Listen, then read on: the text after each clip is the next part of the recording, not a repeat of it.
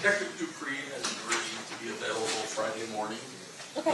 If Mr. Sant has any additional questions by way of Zoom, we figure by then we'll be through the two statements. I appreciate it. Thank you, guys.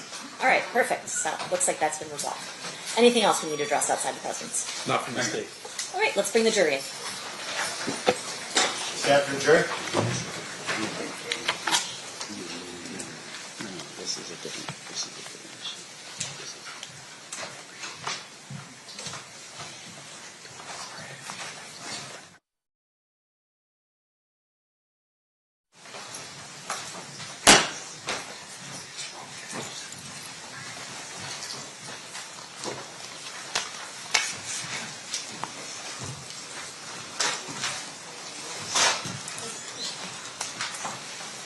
Do the parties stipulate to the presence of the jury? Yes, sir. Yes, sir. Okay, you may be seated.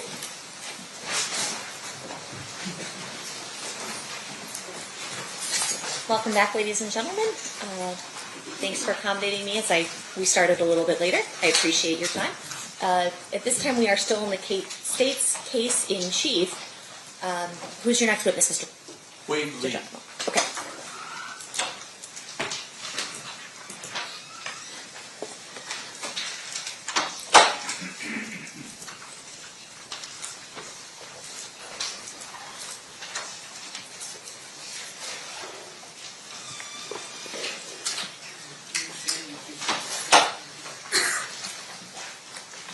You do solemnly swear the testimony you're about to give in this action shall be the truth, the whole truth, and nothing but the truth, so help you God? Yes, I do. You may be seated. May I please have you state and spell your first and last name for the record? My name is Wade Lee, W-A-D-E-L-E-E. Thank you, Mr. Lee, for being here. Mr. DiGiacomo, whenever you're ready, you may proceed. Thank you. Will you just give the clerk the next three in order? I know we're kind of messed up, but the next thing. Sir, back in the 90s, how were you employed? I was a special agent with the FBI. How long were you with the FBI? 25 years. And when did you start? May of 1996. May of 1996? Yes. You haven't been retired that long, actually. 5 years.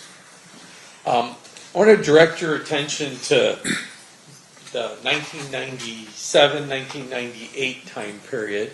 What was your assignment? What were you doing for the FBI at that time? I was assigned to a squad that was working the State Streets Task Force. I was on basically the Violent Crimes Major Offenders program, working gangs in South Central LA. And you said Project Safe Street, and that's a federal task force that has multi-agency people on it? Yes, that's correct. The way it was generally organized, there were several squads in LA, the LA division of the FBI, that were assigned to different regions of the area, the territories. My squad was assigned to the Watts area of Los Angeles, South Central. And as part of your duties, did you have a partner by the name of Agent Holiday? Yeah, Todd Holiday, yes. Did there come a point in time when the two of you, along with other members of your squad, begin an investigation into a criminal street gang by the name of Grape Street? Yes, it was. Can you explain to the ladies and gentlemen of the jury what Grape Street is? Grape Street, the Grape Street Crips was a large gang organization that operated out of the Jordan Downs housing projects in Watts.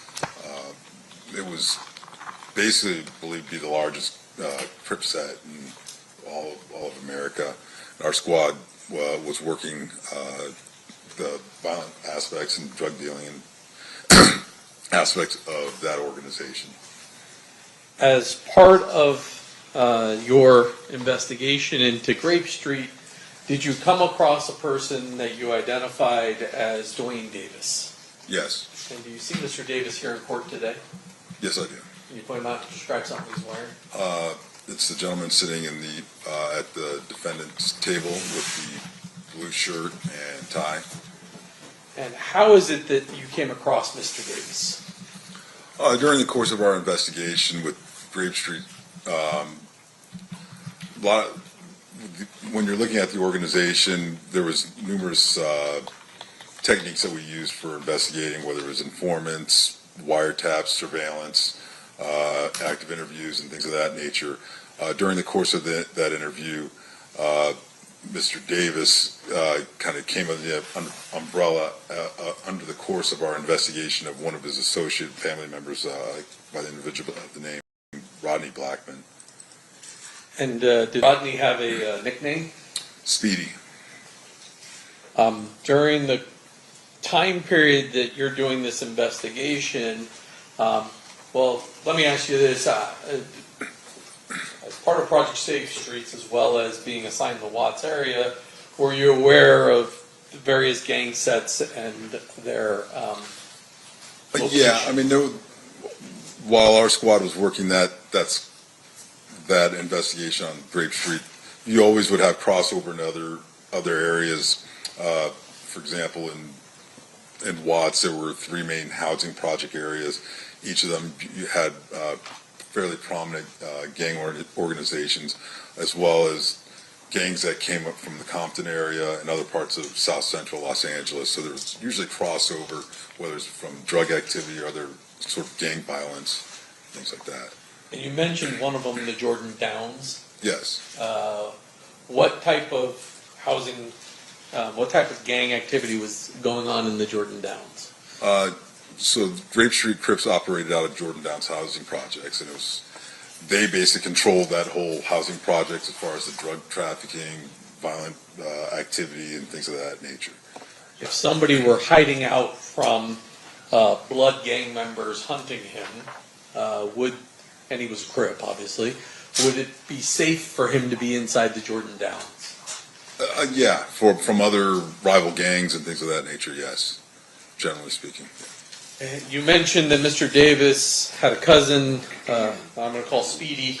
At some point, do you wind up learning information that allows you to arrest Mr. Davis for some criminal offenses?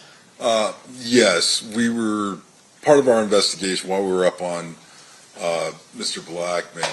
There was a period of time when Mr. Davis actually was staying with Blackman. It was actually after the Tupac Shakur murder. During the course of our investigation of the Grape Street Crips and of Blackman and things like that, we were able to obtain information and evidence to develop a case against Mr. Davis. And can you just describe the general allegations of the case? It was drug trafficking, 2 kilos. He was indicted and arrested for selling 2 kilos of cocaine. And the type of evidence you had against Mr. Davis, what was it? Most of it was telephone conversation intercepts from wiretaps, court-authorized wiretaps. And based upon the charges, ultimately, do you indict Mr. Davis for some crimes related to drug trafficking? Yes, he was indicted, arrested, and then eventually pled guilty. The type of sentence Mr. Davis was facing when he was indicted, what kind of ranges are we talking for those kind of charges? I believe it was around somewhere in the nature of 10 years initially, but it varies depending on individuals' prior criminal history, whether they were felony convictions, drug trafficking offenses, and things of that nature. It also varies depending on the type of drug that the individual might have been accused of trafficking. Back then, and at that time period, the federal sentencing guidelines, there was a difference in sentencing for rock cocaine, crack cocaine versus regular powder cocaine and things of that nature. And he was indicted for trafficking 2 kilos of powder cocaine. As part of that investigation, does there come a point in time when you do what's known as a proffer with Mr. Davis? Yes, we did. And describe for the ladies and gentlemen of the jury what a proffer is. So a proffer interview session would be, it's usually considered, it's a fairly common practice, particularly in the federal criminal justice system, where we have an individual who's been indicted and arrested, and it sort of is the beginning of a negotiation for a plea agreement, if you will. What we do is the U.S. Attorney's Office, the defendant's attorney, they all agree that conducting an interview with the FBI. The terms of that agreement are such that the defendant has to be open and candor, tell the truth regarding the questions that we ask him. In return, the FBI, Department of Justice, will not use what the defendant says in that proffer session against him in this case, in chief that we have him charged with.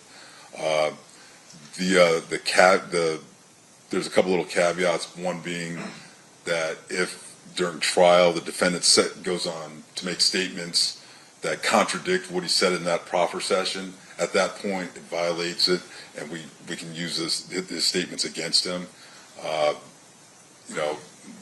Those are generally in nature. And then we agree to keep the nature of the interview confidential. Your Honor, may we approach? Yeah.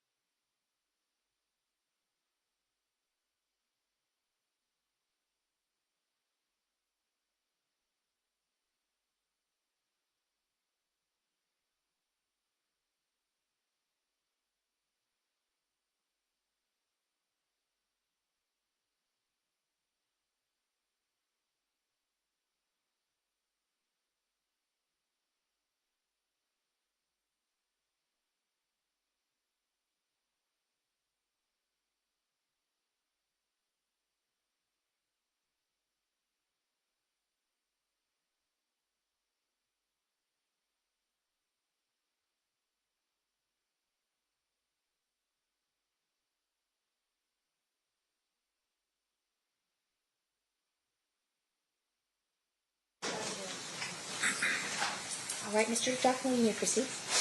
When you had your 1998 proffer with Mr. Davis, well, first of all, were you by yourself, or did you have your partner Todd Holliday with you? Todd Holliday attended, as well as Assistant United States Attorney, along with the attorney for Mr. Davis, who were also there. And what was his name? If I refer to by.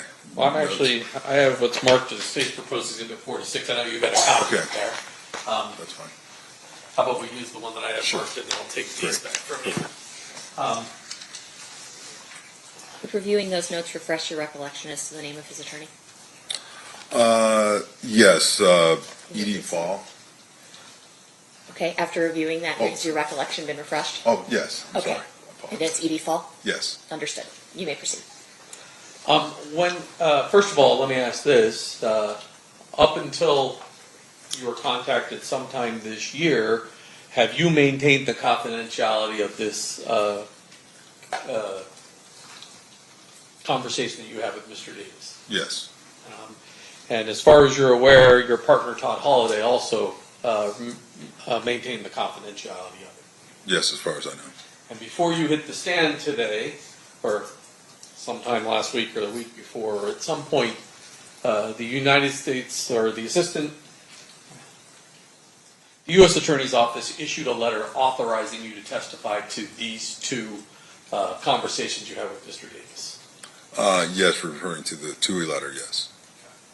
And that's a requirement that state prosecutors have to get permission from the federal government to allow you as an agent or former agent to testify to actions you took in your official capacity as a federal law enforcement officer. Yes, regarding those two interviews, yes.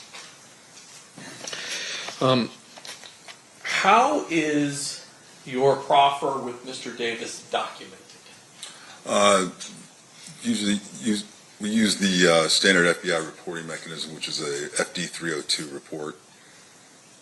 And that is essentially a report that lays out the information you received. There's no audio recording of that particular conversation. That's correct. And is there a FBI 302 of what's in front of you? And I forgot the number. Is it 146? 146. 146, is that a fair and accurate copy of the description of the conversation that you were a part of with Mr. Davis on July 16th of 1998? Yes, it is. Move to admit 146. 9. No objection. So admitted. Now, I'm not going to have you go through everything that was in there, but what is your purpose in talking to Mr. Davis in the proffer session?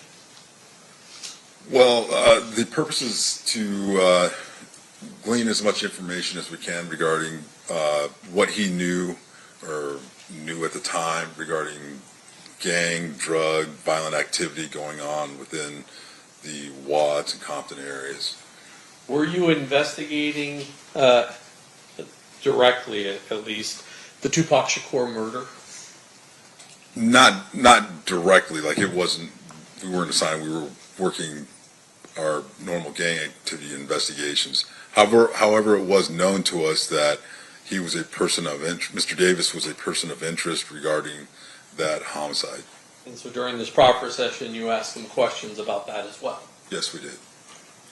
I'm going to go through 146 in front of you, and actually I can roll it up here on the screen for you.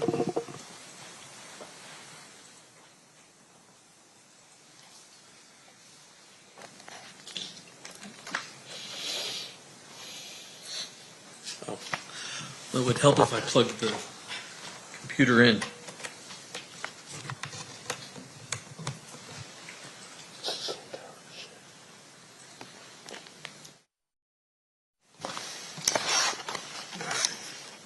So that's what the front page of this 302 says. Is confidential and has the date and a description of who the people that are present for this particular proffer are. That's correct. The very first part of the interview, and let's close that. There, you have a discussion with Mr. Davis about an individual called Zip. Tell us what he tells you about this individual Zip initially. Initially, that Zip was an individual from New York who was a pimp who controlled girls, numerous girls, sold marijuana. He did just mention that Zip was involved in PCP trafficking, and that Davis at one point arranged for an individual by the name of Patrick Bernard to give Zip some PCP. So Zip came from New York to LA to conduct the transaction. And did he also mention how he met Zip? Yes, he said he met Zip at a baseball game somewhere in approximately 1993 or 94. There was an individual named Fats who was also at the game that introduced Davis to Zip. And then he talks to you a little bit about who Fats is. Yeah, Fats was a large cocaine supplier who operated in the west side of LA. He was also known as Flint. Davis associated with Fats prior to 1994, up until basically the time, I guess, where Fats was arrested. and taken into federal custody. I'm going to skip past some facts. There's or part of this conversation, a person by the name of Wayne Day comes up. Do you know who Wayne Day is? Yes, Wayne Day was actually arrested by the squad that I worked on, the Safe Street Task Force. He was a large-scale drug dealer, drug trafficker in the Watts area of Compton with Grape Street Crips. And does Davis describe his relationship as it relates to Mr. Day? Yes, there was. He mentioned that they were related. That Davis had an uncle who was the uncle of Wayne Day. That's how he described it. And then there's a conversation in this next paragraph where Mr. Davis makes mention of Mr. Day having Compton sewn up. What does sewn up mean?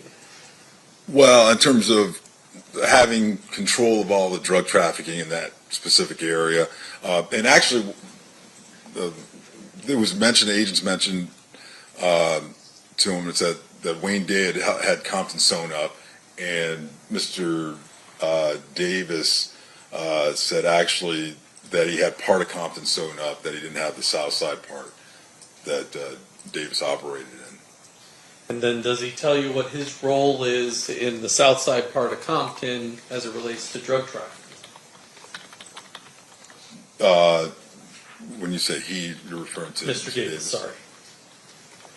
That Mr. Davis had that side of Compton handled as far as the drugs. And did he talk to you about who handled the north side of Compton? Yes, he did. It was an individual who was a former Compton PD officer by the name of Reggie Wright Jr. I'm going to drop down a little bit here to the part where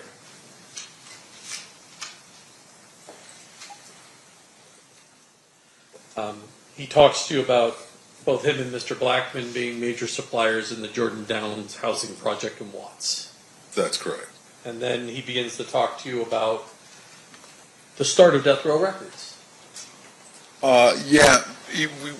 Again, that was all part of the, overall investigations that we were looking at as far as the gang activity and things of that nature. And he mentioned there was an individual by the name of Harry O that provided money to start the Death Row Records. Also, what's his name? I believe Patrick Johnson provided approximately $80,000. Actually told Davis to give $80,000 that money that Davis owed to Johnson from previous gang transactions to Johnson's girlfriend, so that money could be used to start Death Row Records. And he also explains Marion Suge Knight's role and his connection to the Blood gang members. Yes, he did. He said that Marion Knight had gained control of the North Compton drug trade, and that he was associated with a bunch of the Blood Street gang members, like the Mob Pyrus and such. And they were, the Knight was getting them in and out getting them out of jail, bailing them out, and they would cooperate with Knight. And basically, when Knight goes to prison, he tells you Reggie Wright kind of takes over. Yeah, Reggie Wright Jr. took over the organization after Suge Knight was arrested.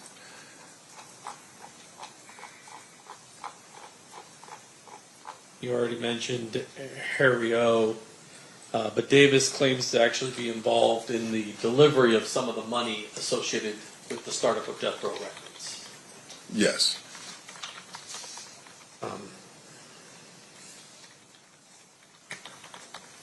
Jump down. I'm going to start. You see at the top there.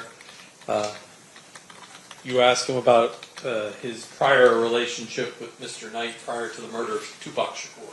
You see that paragraph there?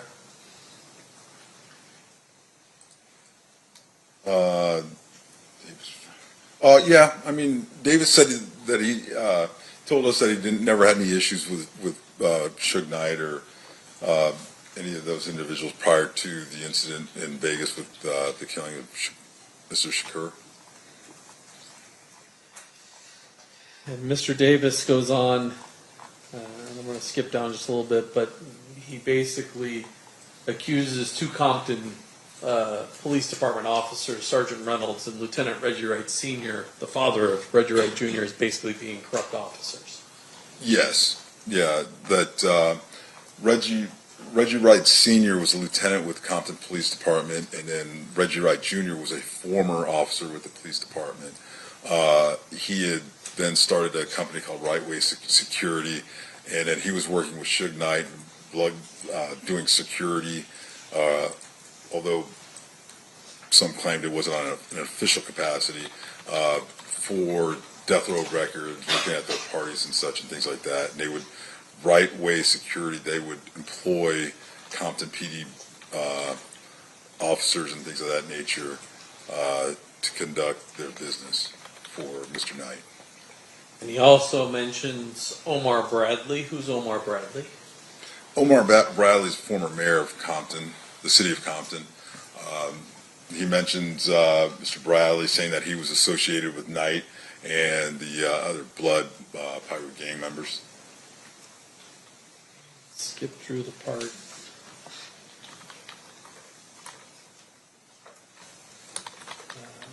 Top of page 4, he provides information, or at least asserts that Reggie Wright Jr. is distributing drugs out of a particular location, and even names some people that are helping with that. Yes, he stated that Reggie Wright Jr. Had a drug distribution location, an auto body shop called Untouchables, that was located at the corner of Alondra and Washington in the city of Compton. There was the shop was owned by an individual by the name of Melvin Hurd, and then Hurd, a guy by the name of G. Ray and Jim helped distribute cocaine from the shop. He also mentions some people that work for Reggie Wright Jr. and assisting in the cocaine distribution. Yes, he stated that Reggie Wright Jr. had an individual by the name of Mob James, who was a member of the Mob Pyru street gang, individual named Flip, who distributed out of a shop location on Compton Boulevard, and Harris. There was an individual known as Buntree. But we at the time we wrote it out as Bumptree, but we believe that actually was an individual known as Buntree Al, or Alton McDonald? yes. Buntry, B-U-N-T-R-Y? Yes, Alton McDonald, who was the brother of Mob James, which is James McDonald. Also another individual named Trayvon Lane, who was a Mob Pyro gang member, and then Kevin Woods.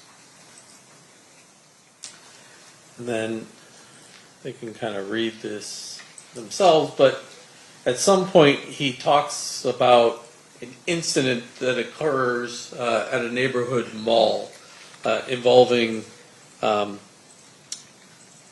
person named Marcus. What does he tell you about that? Yeah, this is a few weeks before the murder of Tupac Shakur. This individual, Marcus, who was a Southside Crip, was at a mall by himself. Several Blood street gang members attacked him and started beating him up. Then an individual, Mr. Orlando Anderson, who was the cousin or nephew of Mr. Davis, observed what was happening and went in to help Marcus, and they beat up and fended off the other gang members. And then he moves on to describe the incident at the MGM casino the night of Mr. Shakur's murder. Yes, he did. And what did he tell you?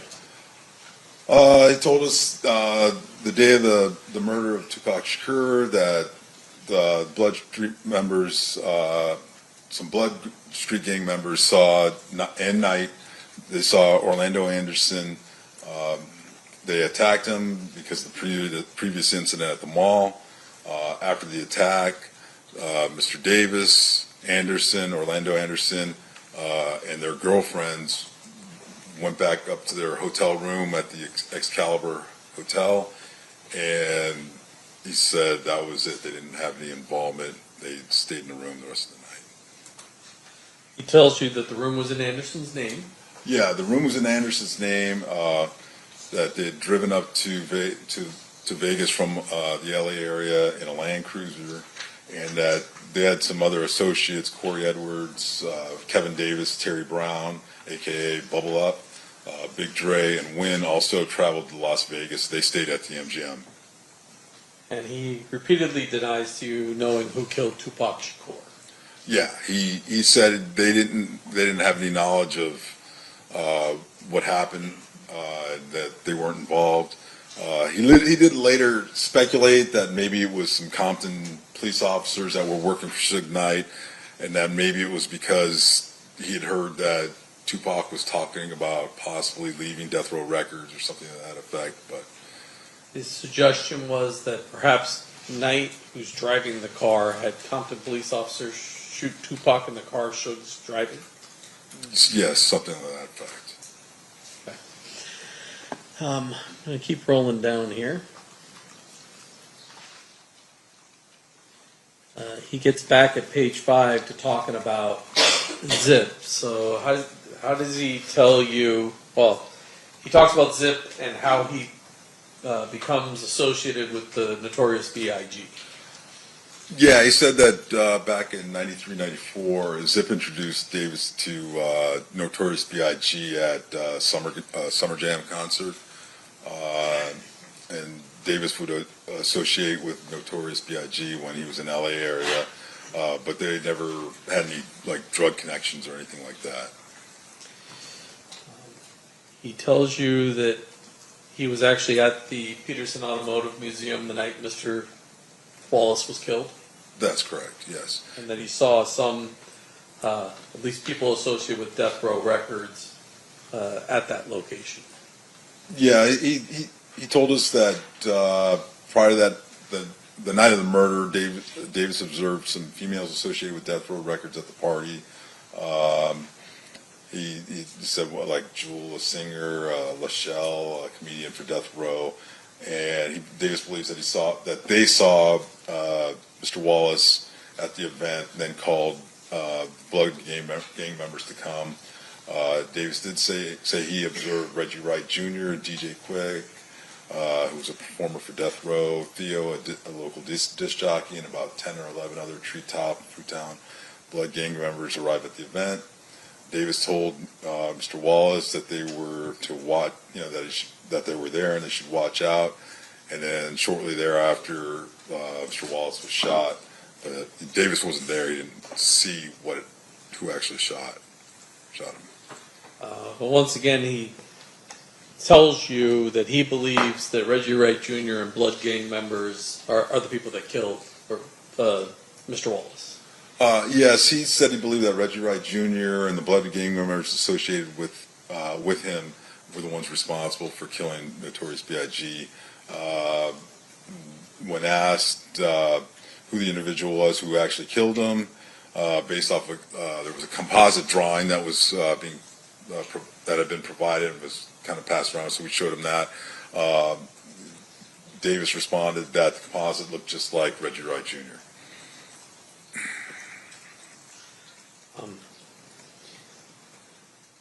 Do you remember the day that you arrested Mr. Davis on the indictment?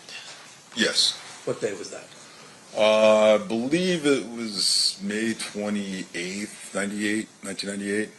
Was it the day before the Orlando Anderson's killed in his own shootout Yes. in California? Yes. And Mr. Davis talks to you a little bit about that without going into the specifics, but he talks to you a little bit about how Mr. Anderson wound up dying. Yes, he did.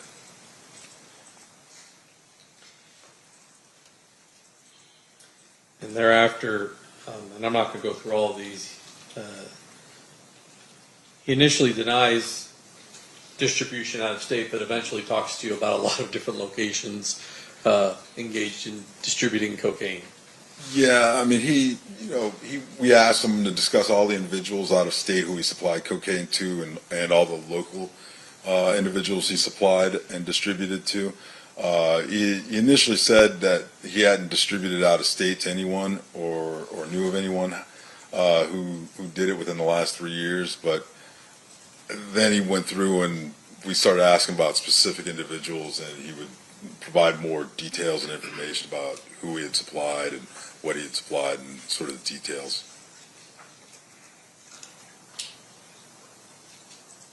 One of the people he talks about is Primo. Yes. Primo was an individual that he bought cocaine from, like his supplier of kilos of cocaine. It's anywhere from 11,500 to 12,500 a kilogram. Primo fronted Davis one point up like 200 kilos of cocaine at a time, and then Davis would go out and sell it and then pay Primo back. He also mentions Corey Edwards getting drugs from Mr. Davis and being out in Ohio and distributing cocaine in Ohio.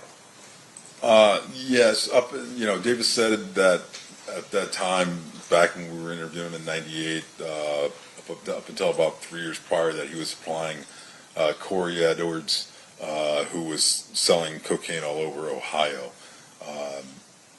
But I guess Edwards got into, he said at one point Edwards got into some trouble with his Cleveland drug contact, and that individual started coming out to acquire cocaine directly from Davis. That was an individual named Bubs who resided in Cleveland. Eventually, he describes how Primo goes back to Colombia and he gets a new supplier by the name of Samuel Lopez. Primo, I guess, departed the U.S., so we had to start selling cocaine in smaller quantities, and he came across a supplier by the name of Samuel Lopez, whose brother was actually in federal custody. Then Davis had heard that Samuel Lopez went back to Mexico after the FBI attempted to arrest him. And I guess there was a younger brother, or another Lopez, George Lopez, used to answer the phone for Samuel Lopez at the time. And I'm not going to go into this, but there was a discussion of someone named Dupree, but that guy's full name was Azel Dupree Hall III, correct? Yes, that's correct.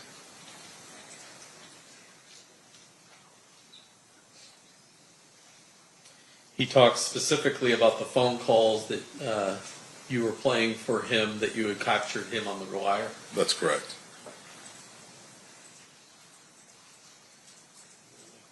This one. At the very end, he denies that he's the leader of the Southside Crips and claims Darnell Brim is actually the leader of the gang. Yes, he's even though he had said that he was large-scale, basically a drug trafficker on that south side of Compton, that Darnell Brim was actually the head of the gang, if you will. Okay. Now I want to move on. Shortly after that conversation that you had with Mr. Davis, did he enter a guilty plea to some charges and get sentenced to 70 months in federal prison? Yes, he did. That's a little less than 6 years. So he got some benefit from talking to you from what the... Yeah, I don't know if it was 70 months, or it might have been 77 months, 70 or 77 months, I don't recall specifically. Well, Judge, I have in my hand, it says it's admitted, but I don't remember offering it, a certified copy of the indictment, the plea, and the judgments of conviction in United States District Court for the Central District of California, case CR-98537, evincing his... Can I have the parties approach?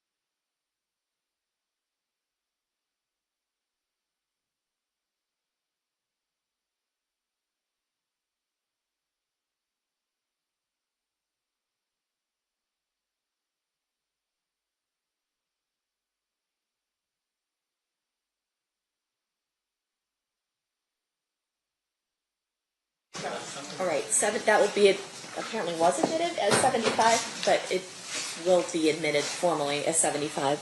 Additionally, ladies and gentlemen, you have heard and will continue to hear testimony regarding drug trafficking, conspiracy, gang affiliation, as well as a federal conviction of Mr. Davis's. These are not offered to show that Mr. Davis has a propensity to commit crimes. Instead, they are offered to establish credibility of the statements made by defendant in relation to this case, as well as motive and identity. Mr. DiGiacomo, you may proceed. Thank you, Judge. Now, after Mr. Davis goes to federal prison, Hang on one second. They're not offered to show propensity to commit crime, and you are not to consider them for any propensity that Mr. Davis has any propensity to commit crime. You may proceed, Mr. DiGiacomo. Sorry, I phrased that wrong. subsequent to Mr. Davis going to prison, do you and your partner, Todd Holliday, go to federal prison and have just a voluntary conversation with Mr. Davis? Yes, we did. We went to the.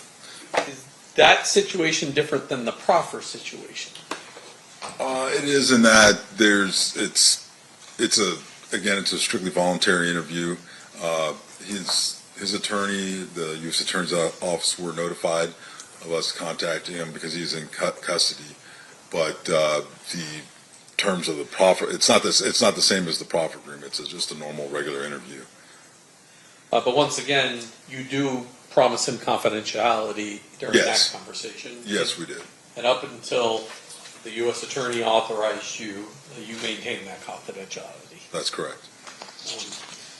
I'm showing you what's been marked as State's Proposed Exhibit number 149. Is that the 302 that describes that particular conversation? Yes, it is. Move to admit 149. Any objection? No objection, Your Honor. So admit. And I'm going to put that one up on the screen.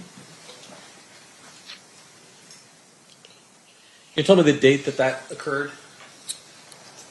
The interview. Let's see here. April 15th, 1999. Okay. And the report's generated on April 20th of 1999. That's correct. Okay. You begin the conversation with him talking about Mr. Anderson and his death. Is that fair? Yes, that's correct. And then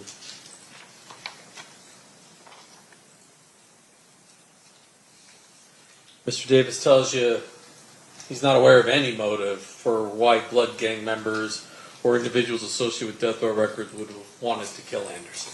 That's correct.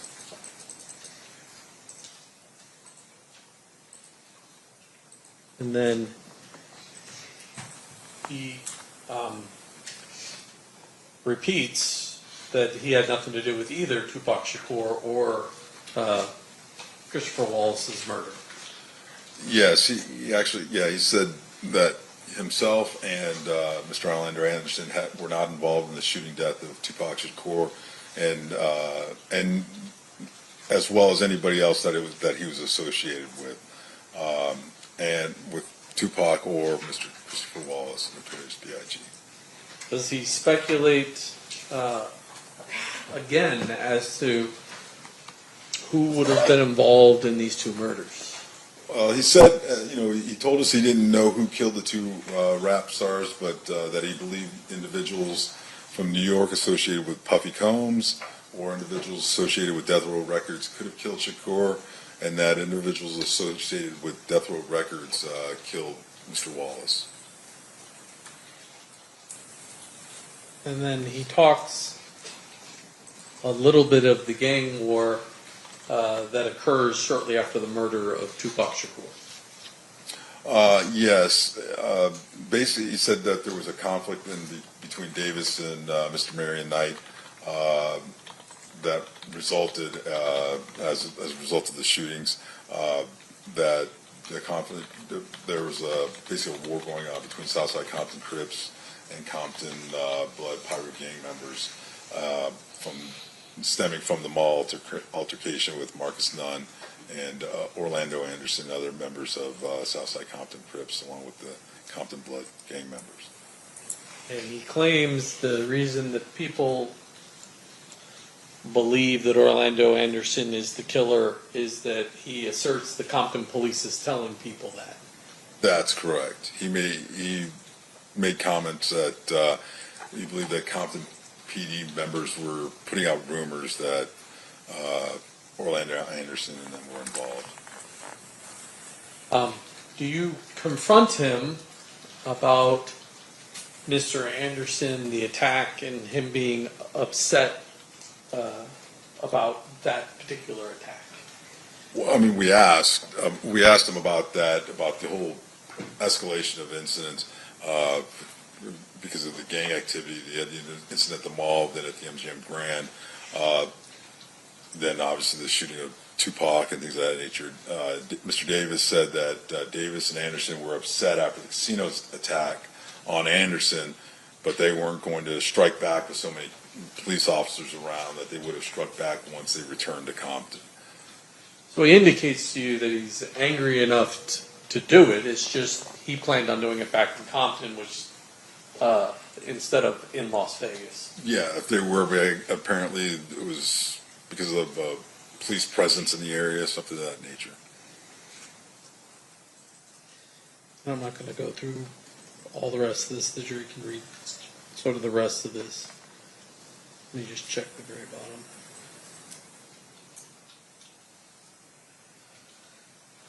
Well, thank you, Agent. That completes my questions. Okay. Mr. Samp, cross-examination.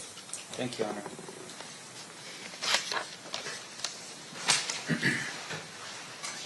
It's no longer special agent, or it's still special agent? Either way is fine.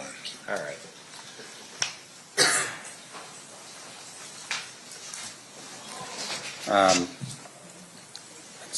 We'll stick with Special Agent Lee. Okay. All right. Now, sir, fair to say, working for the FBI would have been something of an honor, I would imagine, working for Yes, an organization like that. Yes. Fair to say, of course, that working for the FBI, I would imagine that other people would consider that to be the creme de la creme of investigation throughout our entire country. Yeah, some people would consider that, yes. You put on seminars for law enforcement agencies throughout the country to help them with their investigative efforts, to help them become better police officers and detectives, fair? You're talking about me specifically? No. Well, you as the FBI. Oh, okay, yes, yes. And with regard to that, have you ever gone to Compton Police Department to learn how they do their investigative techniques, make yourself or your agency a better agency, or yourself as a better special agent? I'm sorry, could you repeat? Have you ever gone to Compton Police Department to see how they do their investigations to become a better agent yourself? No, I did not. All right. And once again, with regards to what you do as the FBI, you're very specific in your task, right? Your task is whenever there's a violation of federal law, for instance, you're the agency that would be tasked. I'm sorry. That's all right. Yeah. With regards to federal law, if there's a violation of federal law, you're the agency that typically would be tasked with the investigation, right? Correct. Now, we talked a little bit about the 302s in this case. And the 302, just for the jury's edification, when you say it's sort of a means, it's really just a piece of paper and a pen, right? That's a report. Right. And so you are writing out what your impressions or recollection was of a specific event or time, right? Correct. So if you're sitting in a room and we're having a conversation, you would note in your report who's in the room and what your impressions were of what was said and who said what, right? Correct. Now, of course, juries here would be curious. You know, we have recorders now, back in 1996, 1998 in this case. Recorders were available to the FBI, but of course that's not how you do your job. The use of recordings for the FBI they were not standard policy and procedure for the FBI at that period of time. Yeah, and you've retired since, what, 5 years ago? Yes. During that time period, has it changed in terms of that policy with the FBI? During the time period that I've been retired, Right, no, up until the time that you retired. Has the policy changed? the standard procedure is no, not to record. Right, and so as a result of that, any recording that's done is typically not what the FBI does, right? You still focus on pen to paper recollection onto a 302. Yes. Okay. And so in terms of how you do it, the 302s that we read or at least saw put into the record is the work that you recall, your partner recalls during the course of an investigation. Of that event, yes. Okay. Now, in terms of the task force here, we talked a little about the task force project Safe Street. Is that what it was? Yes? Yes. Can you tell the jury a little bit of what that project was about? The Safe Streets Task Force. Yes. So it's a compilation of multi-agencies directed to address gang activity within specific areas. So the Safe Streets Task Force initiative is a national initiative, but then there are fundings and directives that are sent to specific areas to address areas of high crime committed by gang activity. Okay. And I would imagine gang activity would include violent crimes Correct. as well as, say, in this case, drug dealing, Drug trafficking, yes. as long as it's associated with gangs. Yes, primarily so, yeah. Because, of course, you do have the DEA that also runs their own investigations as well. DEA, ATF, Yeah. yeah, we work with all. Now, in terms of your, about this task force, can you tell us at the time when you were operating on it, who was on the task force? Oh, I mean, there were several agencies in terms of specific agencies. Well, just in terms of your working with other people, do you recall at all who it was that was working on the task force with you at that time? Well, there were members of Los Angeles PD. We've had, I believe there was ATF.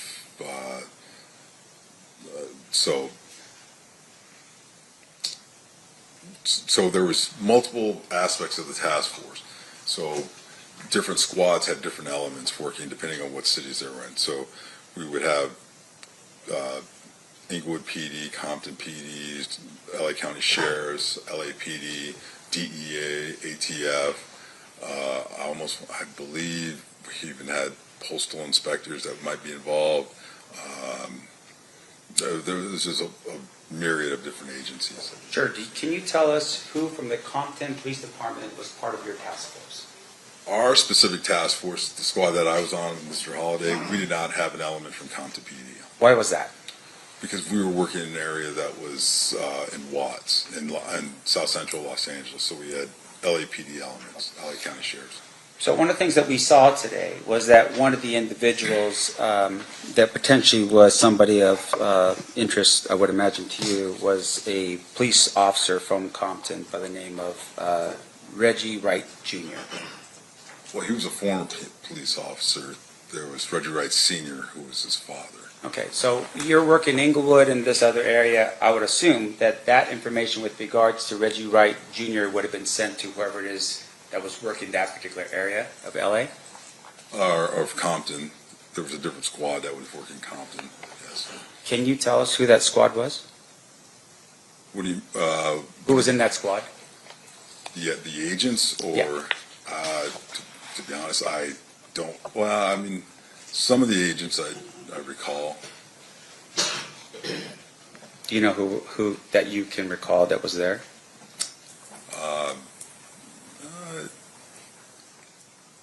At that specific time, I'm not sure. There was an agent, Elliot. Michael Elliott? Yeah, he worked down there, yes.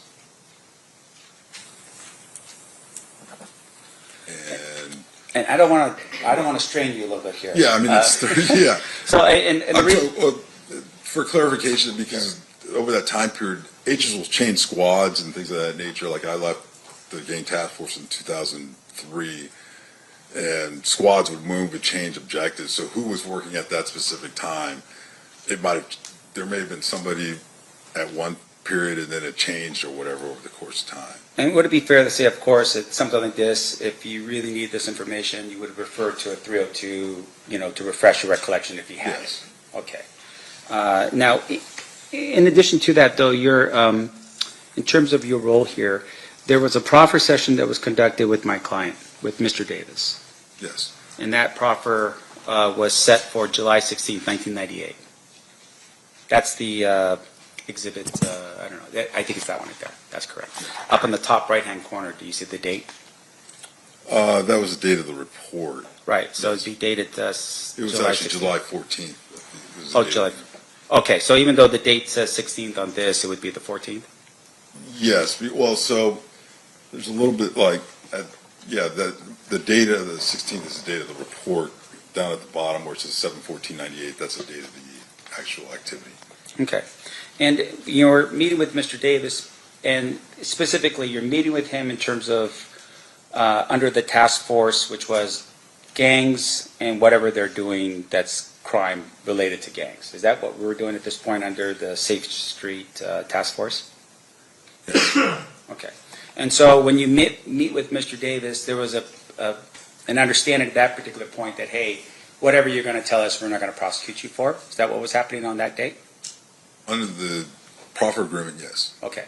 And that proffer agreement, of course, does require the approval of the United States Attorney's Office that would be responsible for that area, right? Yes.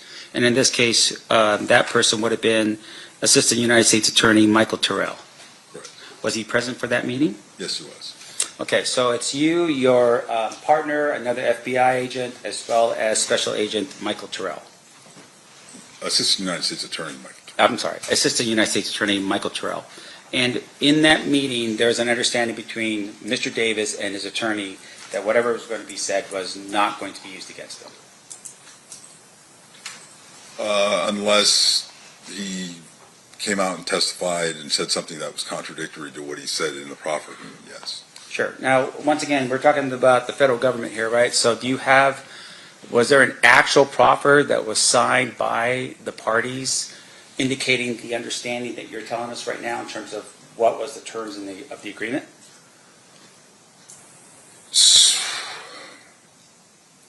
My recollection is that there is, but that's maintained by the United States Attorney's Office. Okay. And since we're talking about that particular proffer here today, fair to say that would be relevant information that we should be considering?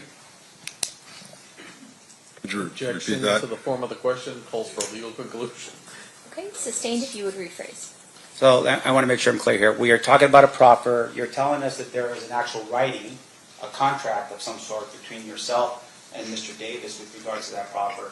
Do you have a copy of it here today?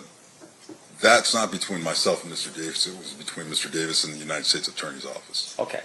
And once again, do you have a copy of that here today? No, I do not.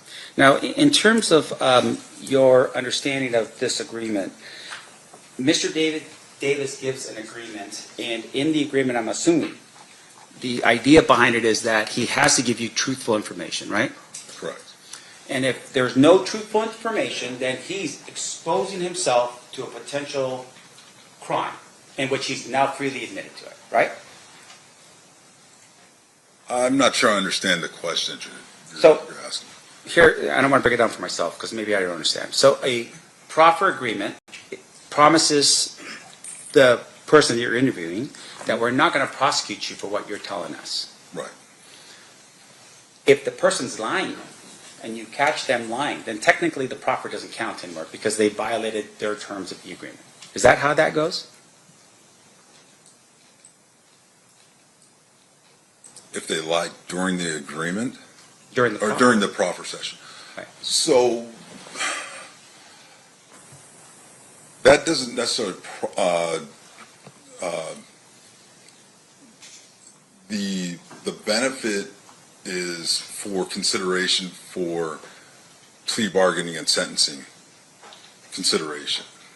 So if the individual who is being interviewed during the proffer session shows a lack of candor, lies, and things of that nature, then the consideration for a plea bargain, plea agreement that will be considered by the United States Attorney's Office and what they will offer to that defendant.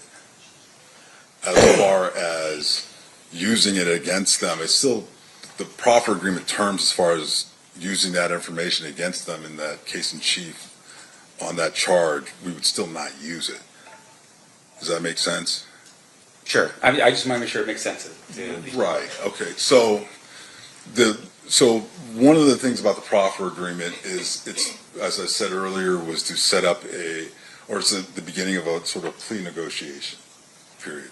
So we go to Mr. Davis, we say, you come in, you tell us the truth, we won't use it against you in this case or whatever, regardless of what you say, and the United States Attorney's Office will take that information, determine how useful, how valuable it is. For example, not in this case, not necessarily in this case, we've had individuals who provide information and then they actually go on to become cooperating witnesses for us. They're willing to testify in case against other co-defendants and things of that nature. All of that gets utilized in determining the sentencing for that person and for reducing their sentence on that federal charge. As you're suggesting, if an individual comes in and they're not truthful, they're providing us information that we know is factually inaccurate based on our other investigation, surveillance, wiretaps, and things of that nature, and statements from other witnesses, we would report that to the United States Attorney's Office, and they would take that as far as the sentencing that they would offer for the plea agreement. They would say, well, your client hasn't been forthright and candor. We're not going to reduce it at all. Did you do that in this case? Was there any recommendation from you or your partner back to the United States Attorney's Office, and specifically to AUSA Michael Terrell, that said, hey, Mr. Davis is not being forthright and truthful with regards to his July 14, 1998 statement? I did not specifically do that. Whether or not Mr. Holliday did, I'm not aware. Now, let me ask you this then. So he gives a statement, and I want to make sure we're clear. You listen to what Mr. Davis says. Did you ever verify the information in here specifically about allegations of Tupac Shakur's murder?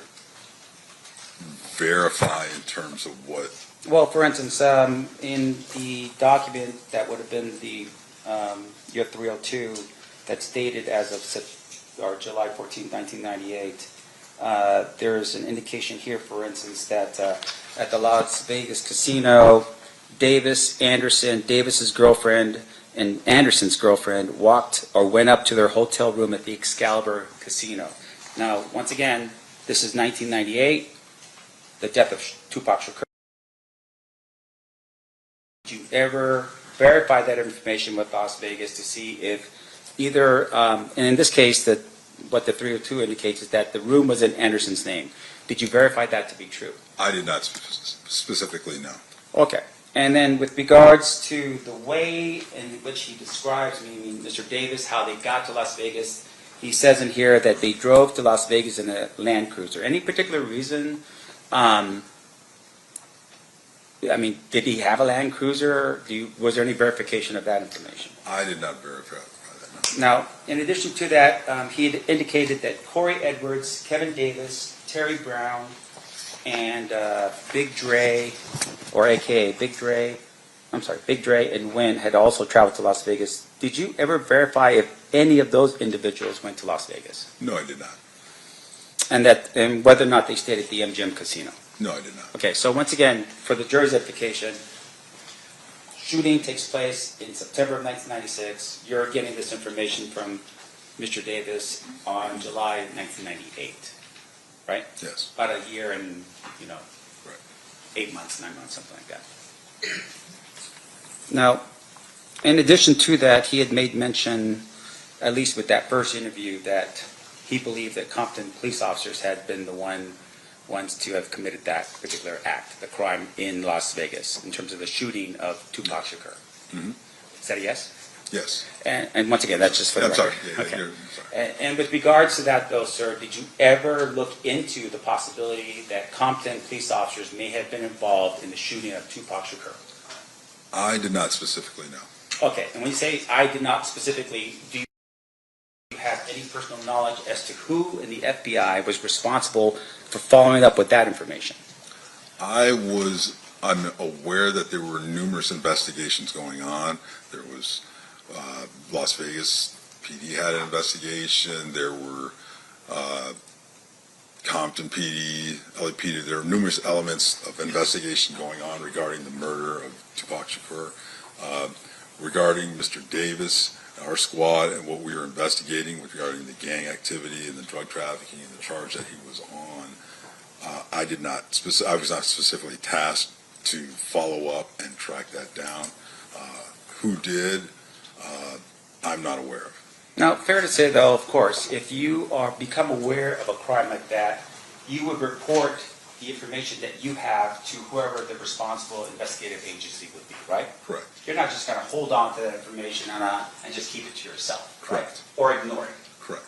So in this case, for instance, you share with us that there were wiretaps that were being done of Mr. Davis's phone during the time period that you were investigating. Do you recall that line of questioning? Yes. Now, a wiretap is not the same as a pen register, right? Correct. And just for the ladies and gentlemen of the jury, pen register is just numbers that you just that you keep recording in terms of what number is calling out, what number is being received. Correct.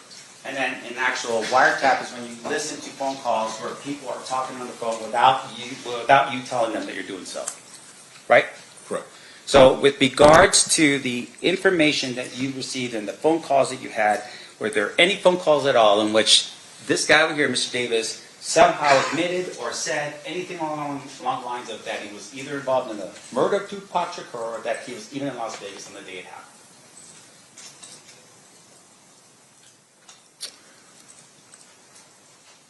So the first part of the question, no, that would be, no, there was nothing.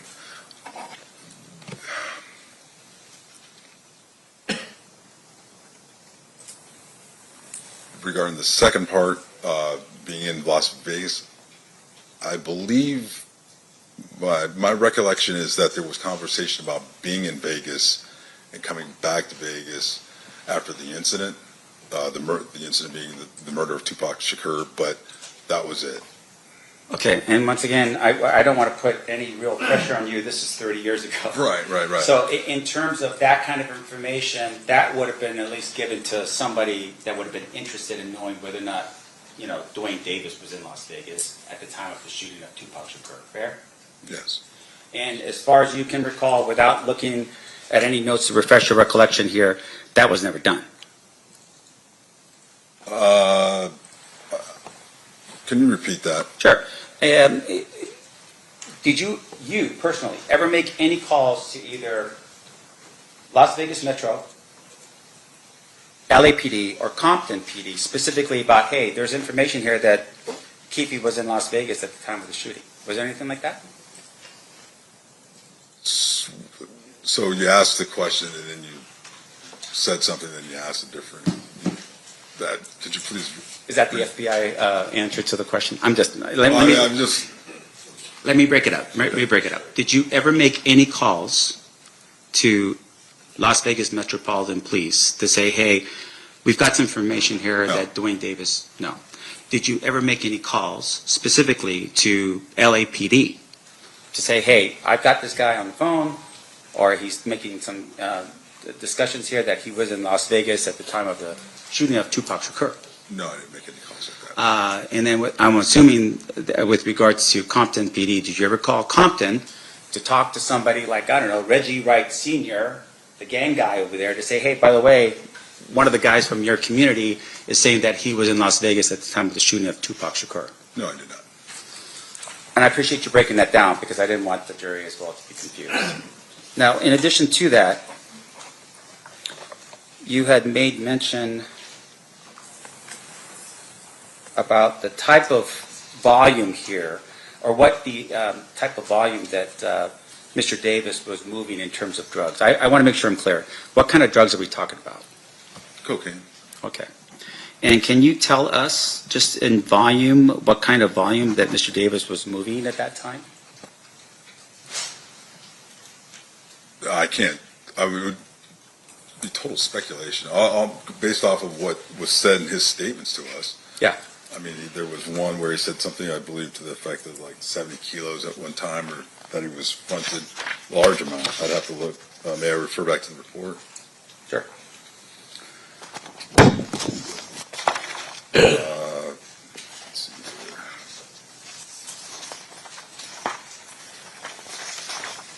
I know there's one for 60 kilos. I'm just want to make sure the jury understands. Oh, I'm sorry. Primo Fine Davis, 200 kilos at one time. Okay. So fairly large scale. Did you ever prove, was that ever proven to be true? That he received that quantity of cocaine at that time? Yeah, sure. I mean, confidential informants show up on scene, undercover police officers are there. No, sir. Anything like that? No. So it's literally what he's just telling you, right? In your 302 for this Yes. particular time. But no verification of whether or not that was true or not. Regarding that specific transaction, no. Sure. Or let me make sure I'm clear here. That specific transaction of 200 kilos is what we're talking about. Yes. Okay. Did you ever see or have any understanding of whether he was moving 300 kilos of cocaine every month as a drug dealer? Did Did you ever get any information indicating that he was moving 300 kilograms of cocaine every month? I did not have that kind of specific information, no.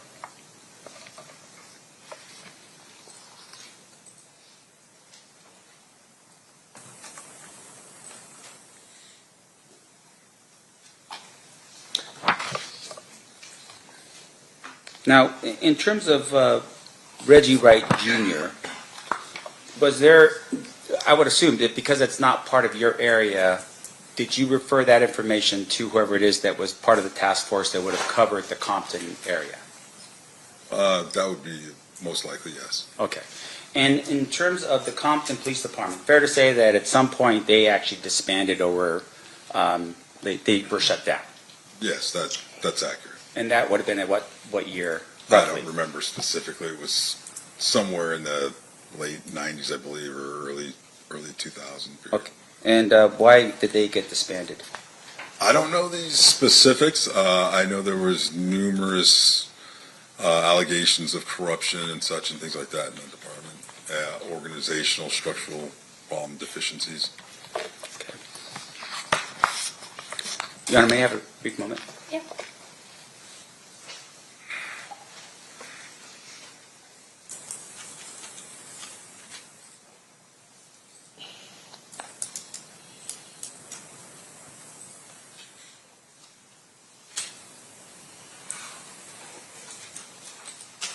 So you shared a little bit about the next time that you meet Mr. Davis, and that was at the prison. Correct. And it's you and your partner still, Special Agent Holliday? Yes. And you go to that meeting, and he's sitting down and having a conversation with you, right? Mr. Davis, yes. Yeah. And I want to make sure I'm clear. How much did you actually arrest him with in terms of the cocaine that he had? I mean, I'm assuming at some point he gets caught with cocaine, right? That's incorrect. No. Okay, so what happens? So are you specific, the specific case that we had him charged with Yes. and arrested? Actually, no, he was not caught with any actual cocaine. We intercepted conversations between him and another individual where they discussed a transaction before, the price, quantity, and then there were discussions after the delivery, and then there was even discussion. What kind of prompted more of the discussion? There was the two individuals had, Mr. Davis and the other individual had a discrepancy over the quantity, the actual volume of the amount of cocaine. Okay. And outside of that, nothing to your recollection that was more specific about anything to do with the cocaine. Like he never actually got caught with it. He was just having conversations about it? Yes, that's correct. Now, in addition to that, when you're part of the task force, you are looking for potential issues with regards to violence. Is that correct? Yes. And in this particular case, had you ever come across any information in your wiretaps or anything like that of Mr. Davis putting out a hit on someone or green lighting some type of violent act to be caused against somebody? No. No. And that would have been part of your, it would have been maybe an enhancement under the sentencing guidelines in terms of if you're looking at increasing his amount of time, is that, hey, he's also doing something in furtherance of, his self. Violent activity and things of that nature, we would definitely be looking for, yes. Right. And in this particular case, you don't have any proof of that at all? No facts to that? Of him being violent? Yeah. That's correct. Now, there's a discussion here that Darnell Brin was identified as potentially the leader of the Southside Crips. You recall that? It should be at the end of the second 302 that you have. Yes. Now, in terms of that, did you ever verify that information as to whether or not Mr. Davis was lying or not about that? No, I did not personally verify that. No. And so as of this particular moment, as you're sitting here right now, do you have any facts at all that establishes that Mr. Davis was a shot caller or the leader of the Southside Crips? Could you repeat that the way you phrased Meaning, it? do you have any facts? Do you have something that says he said out on the phone, I don't know what they do. They attended a meeting. I mean, it's like... Yeah, I mean, with these gang organizations, there's not like membership cards and things of that nature. It's not like they've got a organized org chart of who is the president, vice president, and this and that nature for the most part. A lot of times it is just word on the street, who runs this area, who's in charge. And it was the way we assessed that Mr. Davis was one of the leaders of the Southside Compton Crips was the totality of information we'd received from numerous informants, witness statements, and things of that nature, And wiretaps and things like that. I'm sorry to interrupt. Go ahead. You done? Yeah. Yeah, and I would imagine that because Mr. Davis was a drug dealer, that the money that he was bringing in was probably the reason why he was considered to be a leader in the Southside Crips.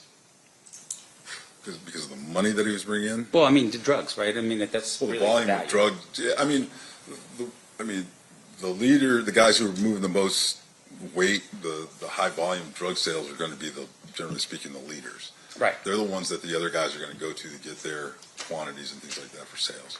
Sure. And in this particular case, that's the presumption, right? It's because Mr. Davis was a drug dealer, he would be considered with some status within the Southside Crips. Well, I wouldn't call it a presumption. Again, it's a totality of statements from other individuals and the information that we got. I mean, it wasn't the fact that he was a drug dealer that all of a sudden alerted us and said he must be a high-level Southside Compton Crip. It was a totality of information from our investigation. Sure. Now, the word presumption, what does that mean, by the way? Presumption that you presume, you're making an assumption. But it's a little bit better than that, right? Is it the idea there are some facts that support whatever it is that you are throwing out there as the... That can be the case, yes. Now, in this particular regard, you talk a little bit about the Lakewood incident, right? It's in your report, I think, and I want to make sure on your 302, this would be... And, sir, if you run across it before I do, this would be page 4 of your 302, the date 7/14/98. Do you see where I'm at? It would be maybe the third, the 4th paragraph down.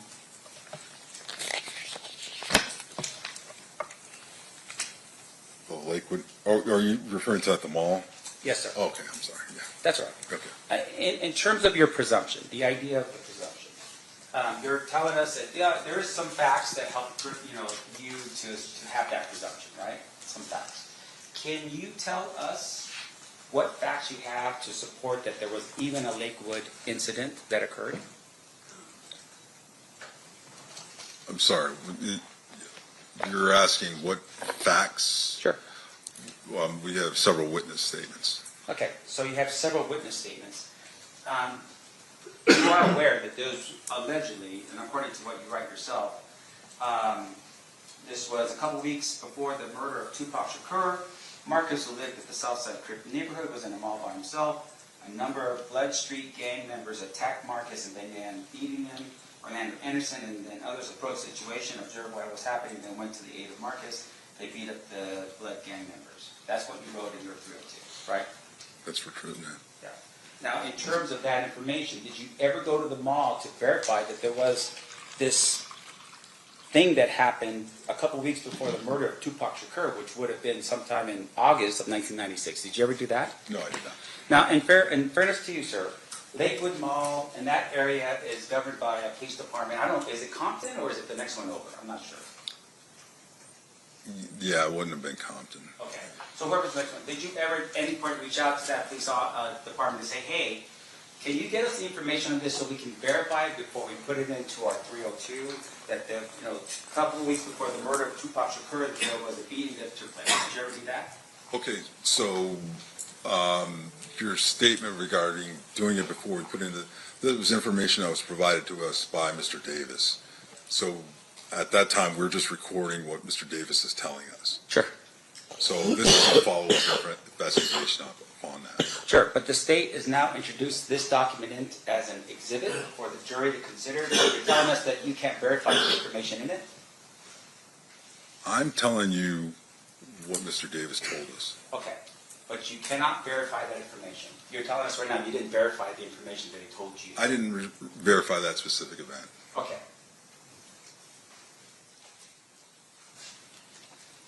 Do you know if your partner did? I'm not sure. If you're referring to Mr. Holliday? Yes, sir. Yeah, I'm not sure. I don't want to speculate yes or no. No, and I appreciate you doing that. I don't want you to do that either. Okay.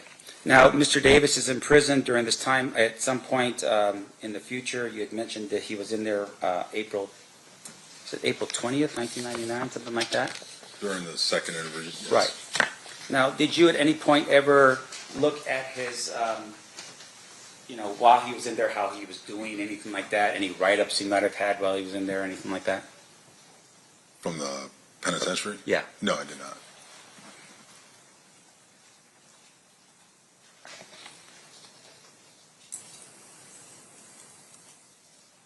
And then finally, just one final thing here.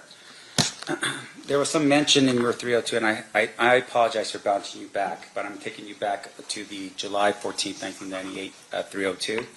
But in that 302, there was an allegation, or at least some information that you documented that stated that Reggie Wright Jr.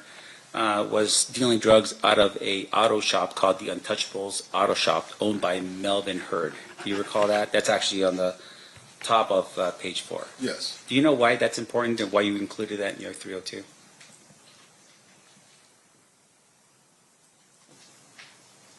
Well, activity regarding Reggie Wright Jr., Reggie Wright Sr., these individuals in Compton and things like that would have been important. They would have been documented. Mr. Davis provided us that information. So again, this is also information that would be utilized for for consideration by the U.S. Attorney's Office and things like that. So all of the information is important. I have no further questions, Your Honor. Thank you, sir. I Okay. appreciate it. Any redirect, Mr. Strupka? Just briefly, you have both of those. Yes. 302s in front of you, Yes, I do. right? So let's start with the July 14th, 98 one. It specifically says in the first paragraph, also, it was understood that the information provided by Davis during the interview would not be used by the FBI in a way which would disclose to individuals outside the FBI that the information came from Davis. Correct.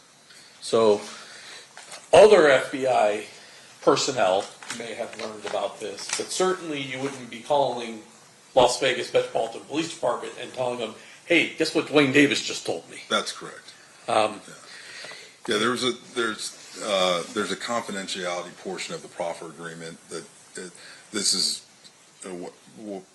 it's offered in a way to elicit information, is saying, hey, what you tell us here is not going to be told to anybody, and we won't divulge that you're the one providing this information and things of that nature. And you're there talking to him, in your case is about a drug case. It's not about Tupac Shakur. That just happens to be a subject that comes up in the conversation. That's correct. It's not your responsibility. Well, let me ask you this. Tupac Shakur is killed in the state of Nevada, the county of Clark. Who prosecutes murder cases usually for street-level shootings in Clark County? That would be like Las Vegas Metro PD, the DA's office here in Las Vegas. The state of Nevada. It's not a That's federal correct. crime to commit a murder in Las Vegas in most situations. That's correct. And so you're just gathering this information, and you did what you promised, which was keep it confidential until such time as you were authorized by the U.S. Attorney Right. to talk about it. The only other thing I want to ask you about is Mr. Sampt there is a difference between proffer and immunity. Is that correct? That is correct. What Mr. Davis was telling you, you wouldn't use against him, correct? Correct. There wasn't any sort of immunity for any crimes that he disclosed. You just couldn't use the statements that he made to you to prosecute him for those particular crimes. That's correct. And that it was an agreement between the United States Attorney's Office and Mr. Davis. That's correct. At no point in here did the state of Nevada, the Clark County District Attorney's Office, or any agency other than the U.S. Attorney's Office make an agreement with Mr. Davis about these 302s. That's correct. Nothing further. Any recross based on that, Mr. Sampt? I'm sorry, what was that last question again? I'm trying to figure that out. Hey, so you're telling us, you're giving us information right now about your knowledge of what the other law enforcement agencies had agreements on or not? How do you know that? I didn't give that information. I didn't say that. So can we repeat that last question? We don't have All right, well, let me- capability. We can Let me- pause and show you. No, that's all right. I just want to get to the point. What Mr. DiGiacomo just asked you was that, there were no other agreements with regard to your agreement. Your agreement was the sole agreement between yourself and Mr. Davis, or FBI and Mr. Davis, and no other United entity. States Attorney's Office and Mr. Davis. I apologize. The United States Attorney's Office and Mr. Davis, and no other entity, right? I think that's how it was put, Yes. right? Yes. You don't know that, though. Did you, when you... What?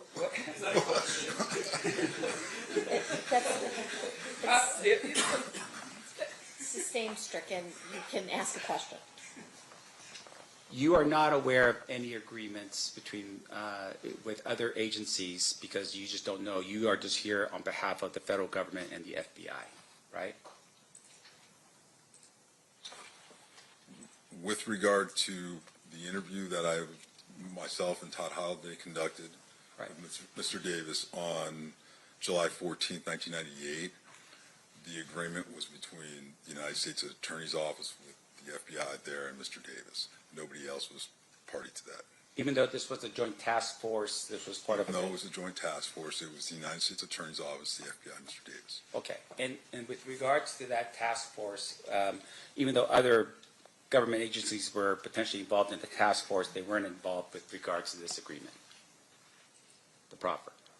I mean, they weren't part of the proffer, is what you're saying, even though it's part of a task force. Correct. Okay. No further questions. Thank you. Anything further, Mr. DiGiacomo? No. Ladies and gentlemen of the jury, any questions for this witness? We do have some. Right.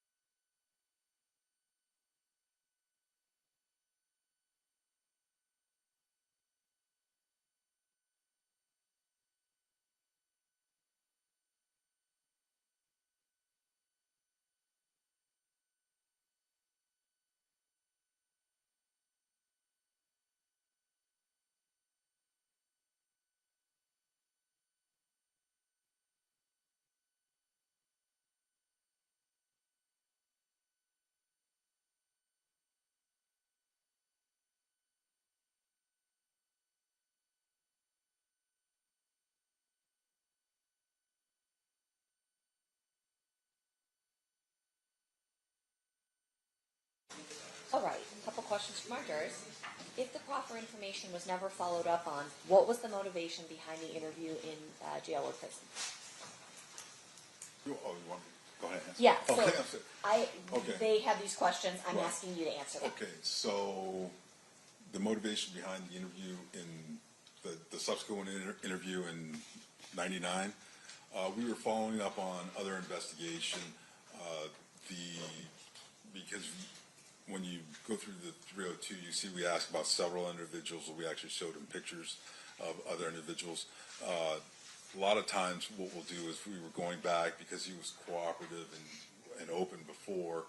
We were attempting to see he would verify other individuals, perhaps identities and things of that nature, of other investigative activity regarding gang activity in the area. Okay. And then did anyone with the FBI verify information given by Davis in the proffer? I mean, regarding the totality of there was quite a bit of information when we asked about certain individuals and things that he said that we already knew.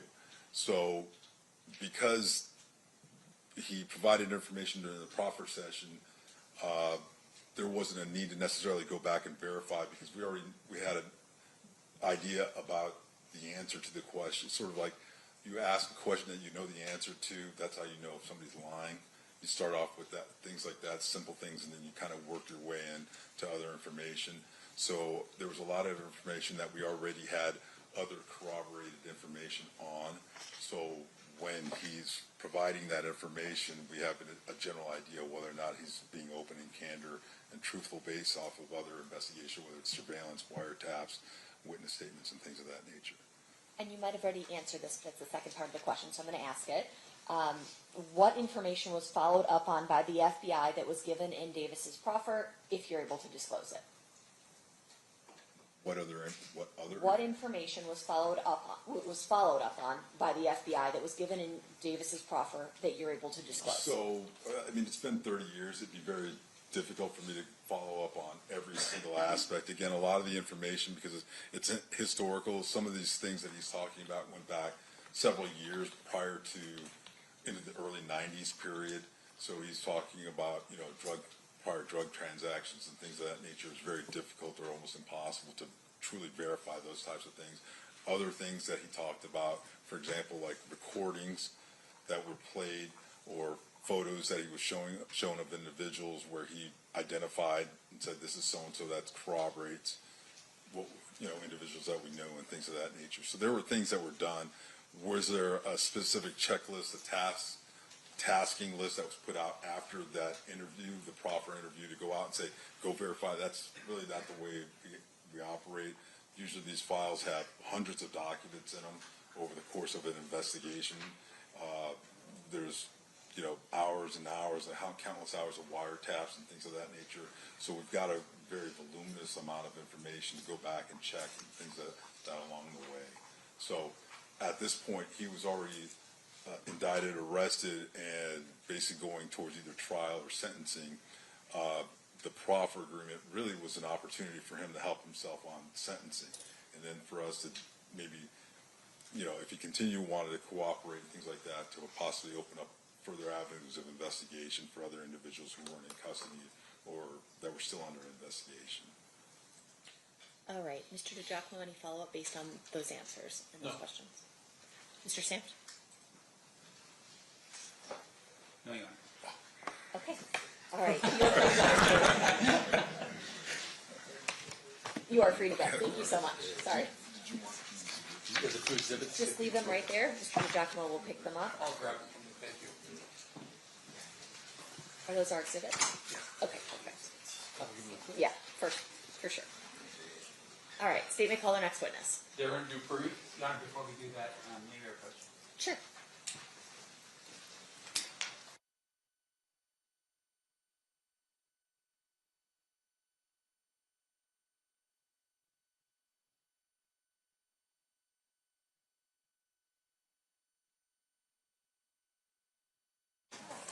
All right, at this time, we are going to take a restroom break for 15 minutes. During this recess, you are admonished not to talk or converse amongst yourselves with anyone else on any subject connected to the trial, or read, watch, or listen to any reporter for commentary on the trial of any person connected to this case by any medium of information, including without limitation, newspaper, television, internet, and radio, or form or express any opinion on any subject connected to the trial until the case is submitted to you. We'll have you guys back here at 3:15. Please rise for the jury.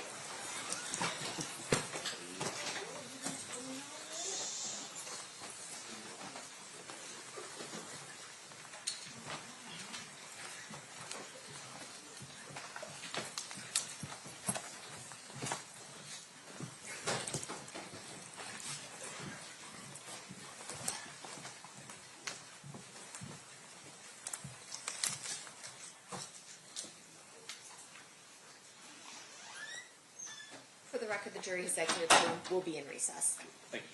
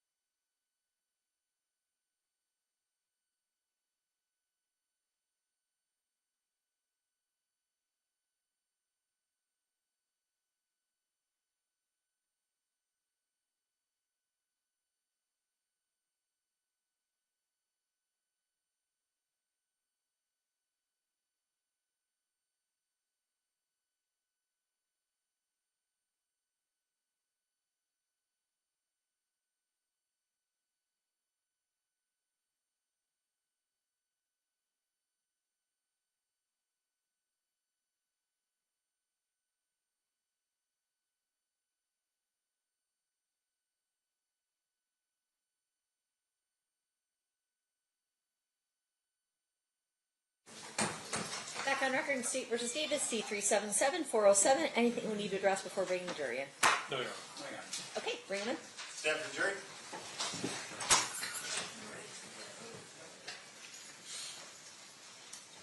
Did you line them up? We're waiting for them. Okay.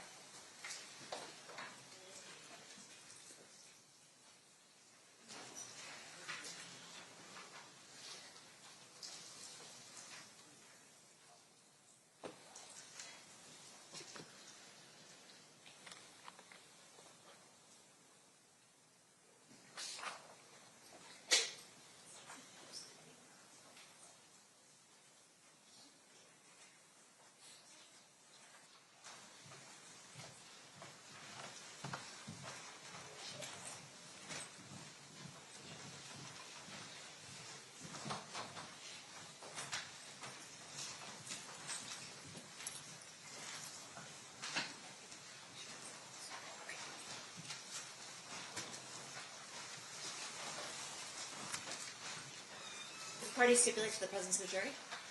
Yes, Your Honor. Yes, Your Honor. You may be seated. All right, now the state can call their next witness. Darren Dupree.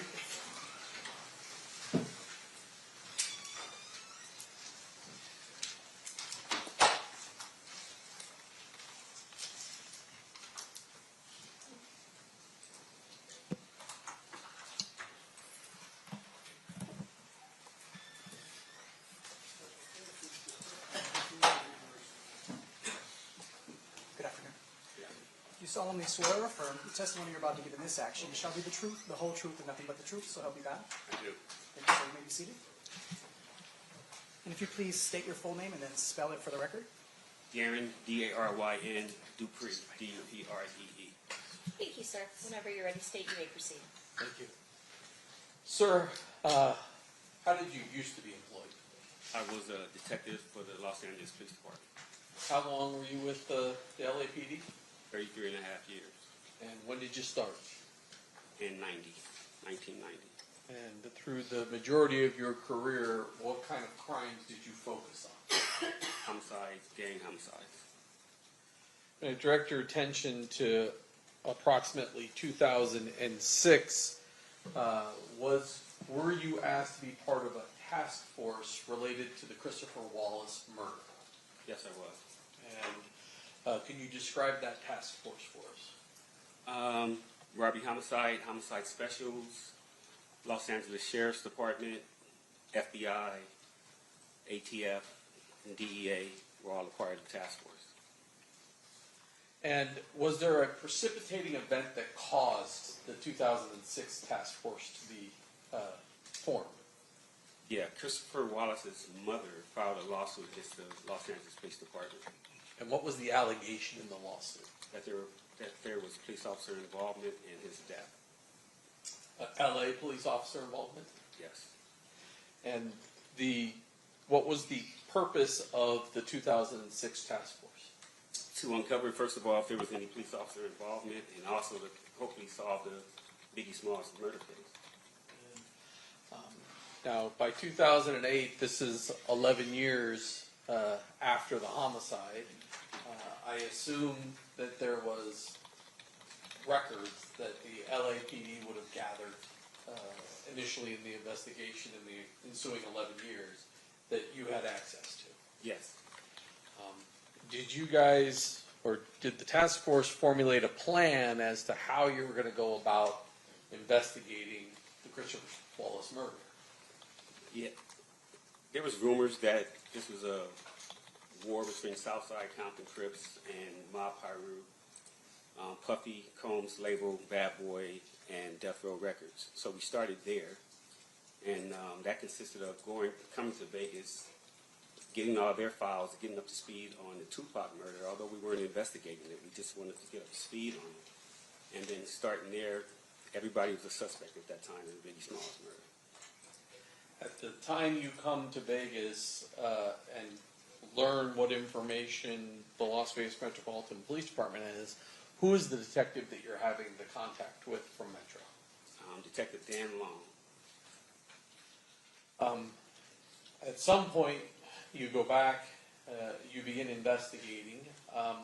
Did you have any suspects that you identified and wanted to potentially look at? From the initial investigation, Southside Compton Crip possibly had something to do with the murder because they weren't paid for the Tupac murder, and then also Death Row Records, that they were involved because of the retaliation for the Tupac murder. So, like I said, everybody was a suspect at that time. During the course of the investigation, did you at some point focus on a person identified as Duane Davis? Yes, Do you see Mr. Davis here in court today? yes. You point him out, describe something he's wearing. He's at the defense table with a blue shirt and a multicolored tie. May the record reflect the identification of the defendant. Is he wearing a jacket or no jacket? No jacket. So reflected. How is it that, how is it that you target Mr. Davis? The vehicle used in the Christopher Wallace murder was a Impala. Mr. Davis had an Impala, and they had impounded it early on in the investigation. So we started with him. And did you have information related to what his position was in the Southside Crips? I mean, we knew that Mr. Davis was the man with all the money in their hood, in their neighborhood. Now, you said that you, what was your role in the task force? I was the lowest level, bottom of the food chain detective. I was a gang expert, and I knew a little bit about the rap industry. So that was That's how you got brought in? yes. The Southside Crips, did they have kind of two crews associated with them? As far as I know, yes. And one of those crews, the Burr Street crew, who was that sort of generally headed by? It was Keefy D amongst others. The Glencoe crew, who was sort of the leader of that group? From what we gathered, Darnell Green. How is it that you're going to go about investigating Mr. Davis for the Biggie Smalls murder? What's your plan? I had never worked with the DEA, FBI. I was a homicide investigator coming in. So above my pay grade, they tried to figure out a way to get leverage on Mr. Davis through narcotic sales. We would bring him in after we caught him with narcotics and see if he would work with us and give us information on the Biggie Smalls case. And were you able to gather enough information to potentially arrest and charge him with narcotics? Yes. And how much narcotics are we talking about here? From what I remember, it was PCP, a gallon, and a kilo of cocaine, if I'm not mistaken. And with Mr. Davis's past criminal history as well as that amount or weight of drugs, what kind of sentence was he looking at for that type of drugs? As I said, I wasn't familiar with the Fed system. From what I was told, though, that was a life sentence with the amount of drugs that were confiscated. So once you've gathered all this evidence, do you do anything to indicate to Mr. Davis that you've got your leverage? We met with him, And who's we? me and Detective Greg Cady. And where did that meeting take place? If I recall, it was at Mr. Davis's residence, maybe in Rancho Cucamonga or Corona. I forget the location. And we sat in his garage and we advised him of what we had. And we get an attorney and we'll meet with you a couple days later in LA at the Fed building and we'll discuss it more. Now, was there a suggestion to Mr. Davis that he shouldn't use a lawyer by the name of Edie Fall? I don't know anything about that. Does there come a point in time when you wind up at a meeting with Mr. Davis and his lawyer? Yes. And that first meeting, what are you there to talk to Mr. Davis about? To show him the evidence that we had against him, the video surveillance that we had, we did a lot of surveillance on him, to show him everything we had and what he was looking, to receive in as a case against him. And so do you eventually wind up in a meeting with his lawyer in either the lawyer's office or a police station to talk to him about that? I think that first meeting was at the AUSA's office in downtown Los Angeles with him and his attorney and about 4 or 5 people from the task force. And was there your understanding as to what the circumstances of what you could and couldn't use against Mr. Davis about what he's talking to you about? Yes, and again, I'm just in the room. I never even been in the AUSA's office at that time, so I'm just observing what's going on. Did anyone use the term, "this is a proffer"? Yes, And was that agreement between the AUSA, do you remember that AUSA's name? Timothy Seawright. And do you remember the attorney for Mr. Davis, his name? Wayne Higgins. And so there was an agreement in that first meeting that this would be a proffer. Yes, And during the course of that, do you ask Mr. Davis about his involvement in the Biggie Smalls murder? yes. And what is his response? At that time, he said, no, we didn't have anything to do with that. When he said, "we didn't have anything to do with that one," did that trigger anything in your mind as to what he was saying? When I recall, yes, we were like, that one, what do you mean? And then he What was said, it? we did the other one. He said, "we did the other one." And so, at that point, what did you think he was talking about? Me personally, the only other one was Tupac. But we had nothing, we didn't think we were talking about Christopher Wallace. We didn't ask him any questions about Tupac. He offered that on his own. And so when he does that, is there some discussion then of maybe having a conversation about Tupac? It was a surprise to us. Number one, we were shook. We were surprised. Yes. I mean, I don't know if we shut that meeting down then to discuss what we were going to do. I don't remember, but we were surprised. Does there come a point in time when there's a meeting set for December 18th of 2008 to talk to Mr. Davis about the Tupac Shakur murder? Yes. In your understanding, was that still based upon the agreement between Wayne Higgins and the U.S. Attorney that it would be a proffer session? Yes. At that point, before having this conversation with Mr. Davis, has anybody notified Las Vegas that Mr. Davis is going to be talking about the Tupac Shakur murder? Unfortunately, no. Were you present on December 18th for an interview with Mr. Davis about the Tupac Shakur murder? Yes. And did you subsequently learn, or previously learn, but subsequently learn that that conversation was recorded? Yes. Do you know who recorded that statement? One of the members of the task force, Bill Holcomb.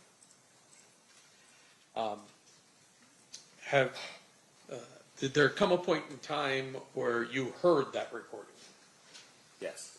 And Judge, I have marked as State's Proposed Exhibit 117, which is the actual recording, and 110, which is the transcript of that recording. I'll form it this time. Any objection? The district currently still lacking foundation with regards to that. The answer, the question that was asked was like, do you recognize the recording? Okay. Do do you want to play I can play part of Maybe that the recording first for Detective. a couple Perkins. seconds and see if he recognizes it? Yeah, there's Not gonna some get- walking in time, so we'll just have to pull it when forward. people a little actually bit. talk. Yeah.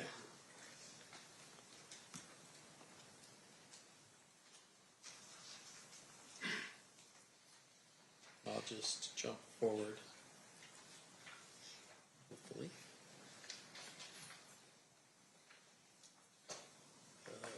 My volume off? People or his associates, that's not a concern to us.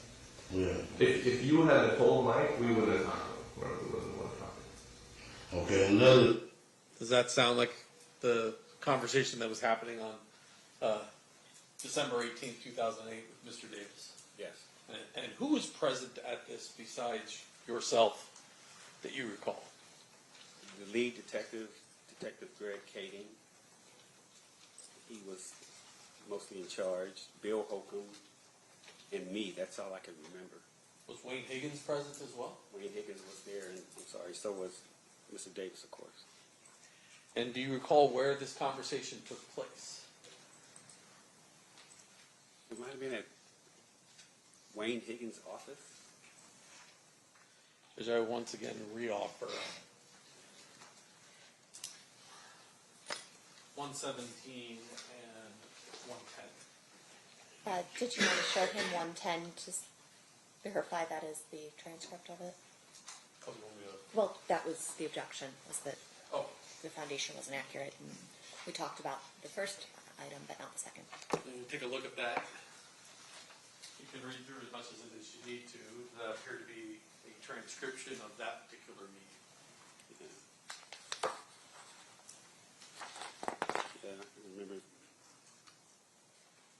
Yeah, that's it. Move to admit 110 and 117. Any objection, Mr. Stamp? No, Your Honor. They will be admitted. The jury is going to hear the entire thing at some point.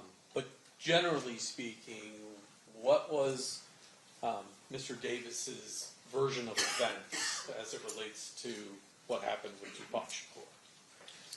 Mr. Davis stated that his nephew, Mr. Orlando Anderson, was jumped and beat up in a club or in a hotel in Las Vegas after the Tyson fight.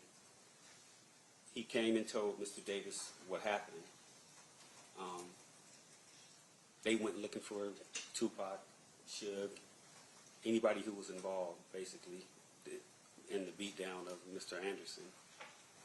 And they couldn't find him at first, and then they saw him, and basically, Mr. Davis had the gun at first, but they came up on the passenger side of Suge Knight and Mr. Shakur's vehicle, so he couldn't shoot across the driver. So he handed the gun to Dre in the back seat, Andre Smith. He was afraid to shoot. Mr. Anderson grabbed the gun and shot across Mr. Smith into Mr. Knight's car that Mr. Tupac Shakur was in with Mr. Knight. And did he tell you what kind of vehicle he was in? He was in a white Cadillac, Did he tell you what kind of gun was used? a 40 cal Glock. And did he tell you after the shooting where the car went? If you recall. If you don't recall. I don't recall. After receiving this information in March of 2009, does the task force sign Mr. Davis up as a confidential informant? Yes. And once you sign him up as a confidential informant, what is it that you want to do with Mr. Davis? Figure out ways to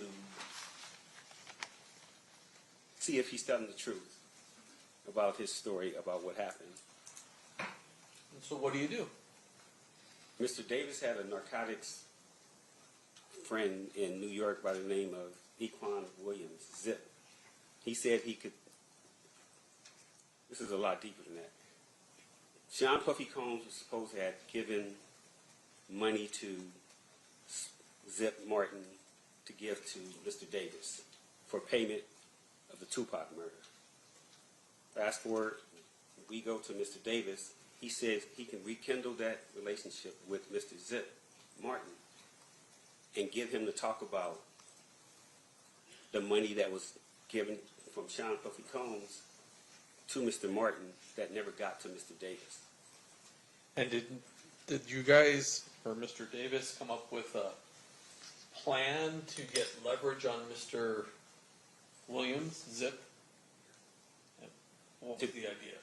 Me, Detective Kading, ATF Jim Black, and Keefe D, Mr. Davis, flew to New York so Mr. Davis can work undercover to try to rekindle that friendship and business relationship with Zip. And when Mr. Davis goes in to, do you remember the name of the club? It's called the Zip Code in Harlem. Does he in fact meet with Zip? Zip, he did, but from what we gathered from Mr. Davis told us, he passed him off to his nephew, meaning Zip passed him off to his nephew to do business with him. Zip had cancer or something like that. He was sickly. He said he wasn't in the business no more, something like that. So it didn't work. So he was unable to reestablish a business relationship and do a drug deal with Zip so that you would have leverage to then talk to Zip about what Mr. Davis. Objection, Your Honor, leave. I'm just confirming the information Your you just response? provided. What? You're just confirming that the information that you just were provided is what? I'm just confirming the information that he just testified to. So then, overruled. You may answer. Yes, he couldn't rekindle the relationship. And so you come back from New York. Yes. At some point, does the LAPD establish whether or not LAPD officers were involved in the murder of Mr. Wallace? We found out that there was not any police officer involved. And eventually, Mrs. Wallace's lawsuit is resolved. Yes, it does. At some point, are you directed to attend a meeting involving Wayne Higgins, Duane Davis, and Dan Long, the Las Vegas Metropolitan Police Department investigator on Tupac Shakur? Yes. And on September 9th of 2009, did you in fact attend that interview? Yes. And was that recorded? Yes. This morning, did you listen to portions of that to confirm that is in fact a copy of the 2009 audio recording? Yes. And if I approach you, I forgot this one. Showing you 111, if you flip that over, take a look at it. Does that appear to be a transcript of that 2009 interview?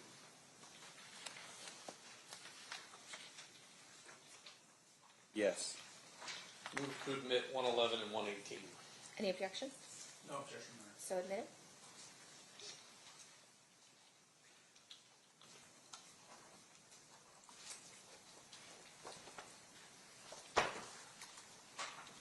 Finally, and I forgot to do this, during the conversation on December 18th of 2008, did you have some sort of chart that was put in front of Mr. Davis where he identified where people were in various vehicles? Yes. I'm showing you what's been marked as state's proposed exhibit number 147. Is that a copy of the chart that you had prior to the December 18th, 2008? Yes. Move to admit. Any objection? No objection. So admitted.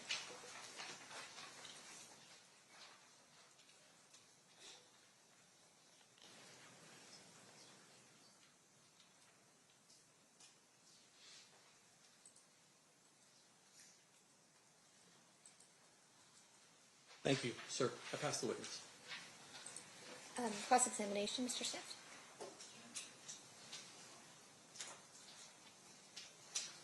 It's 2.5 hours. I'm going to play with him on the stand.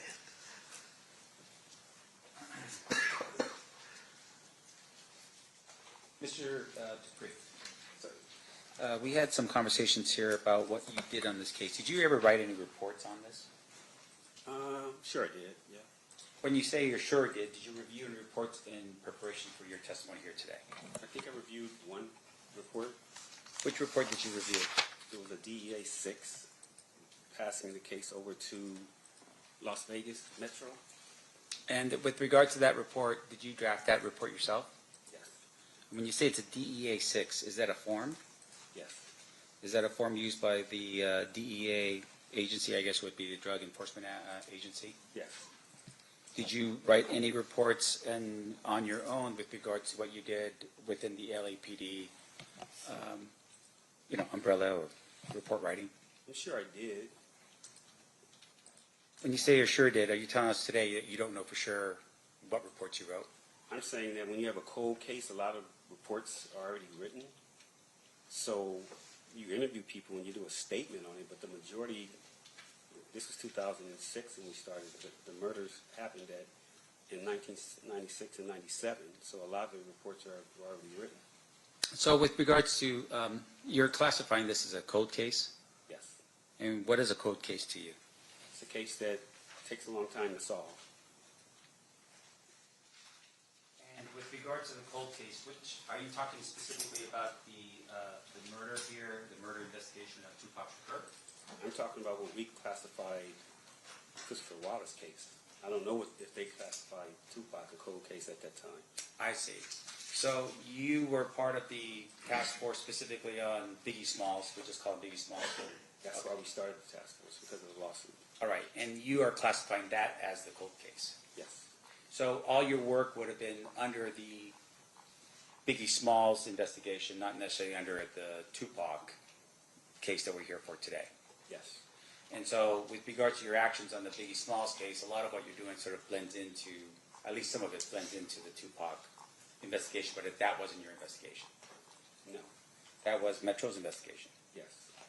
Now, on the day that we're talking about here, and this would be under the recordings that you had from the 2008 proffer, did you set those up? No. Who set them up? Probably the lead investigator, Greg Kading. Okay, and with regards to Greg Kading, you're his partner. In a task force configuration, you might peel off with one person more than the other, so I would say me and him did a lot of work together. And with regards to what he is that he's also a fellow LAPD detective. Yes. All right. And so with regards to your being, let's say not part of the task force, were you ever his partner outside of the task force? I met Detective Kading at Wilshire Homicide. Wilshire Homicide is the area that Christopher Wallace was actually killed in. Robbie Homicide inherited the case or took the case because they had more resources to work. Me and Greg worked together at Wilshire Homicide. Greg Kading started this task force, and he brought me over years later to this task force.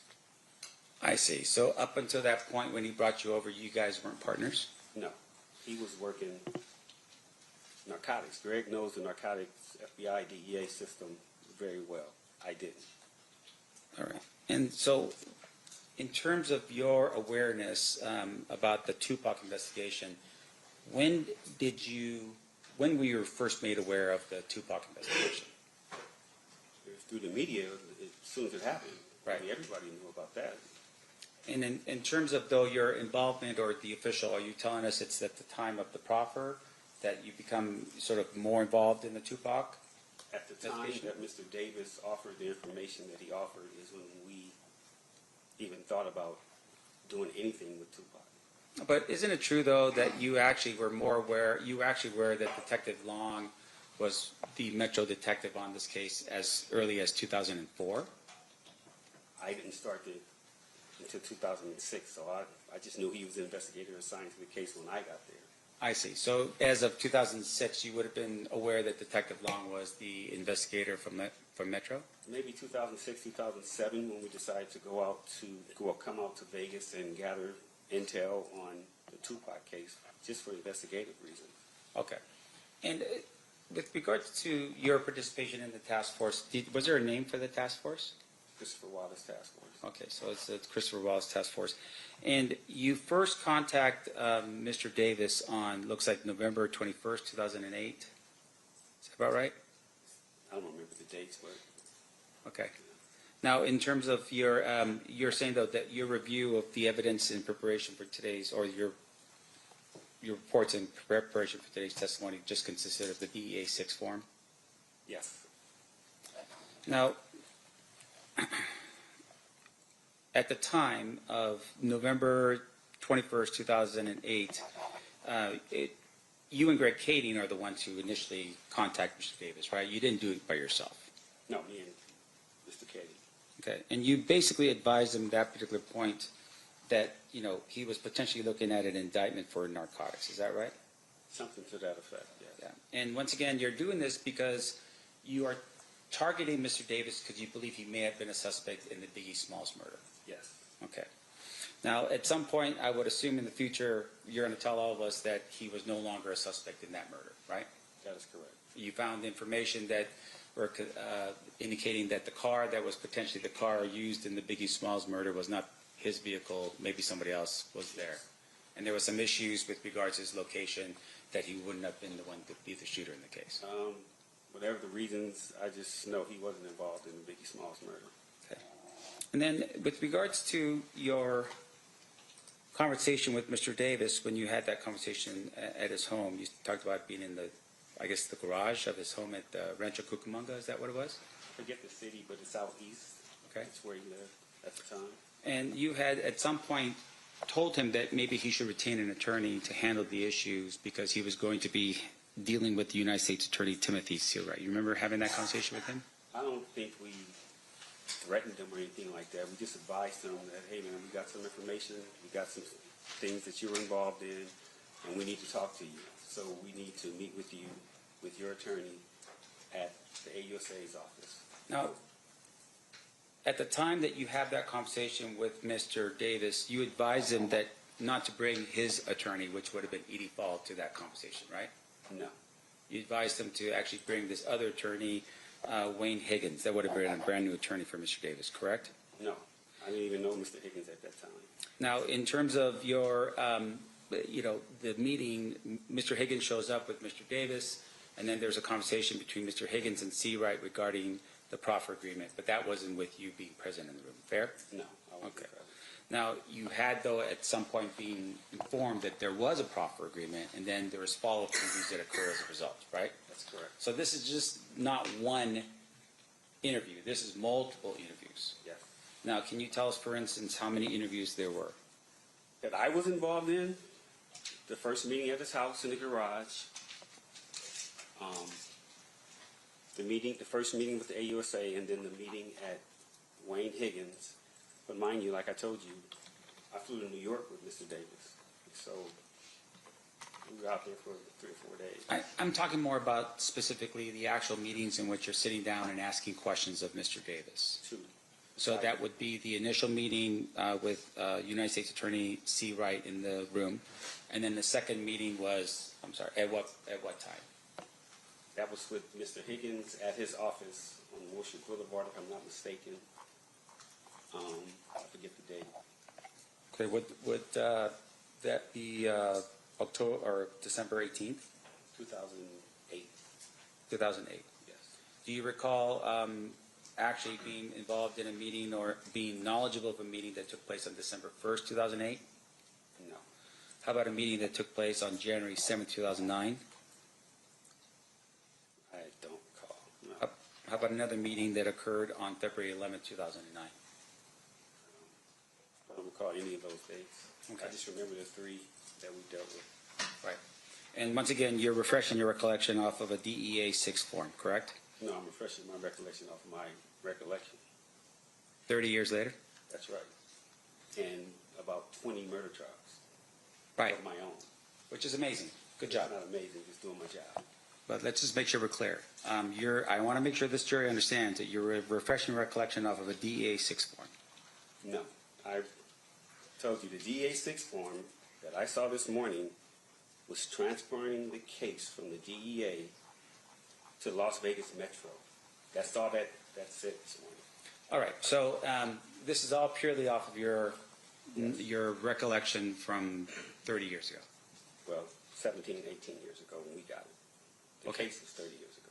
So Right. we had it in 2006. And 20 murder trials later, That's right. you're refreshing. Okay, That's right. so let's keep going through it.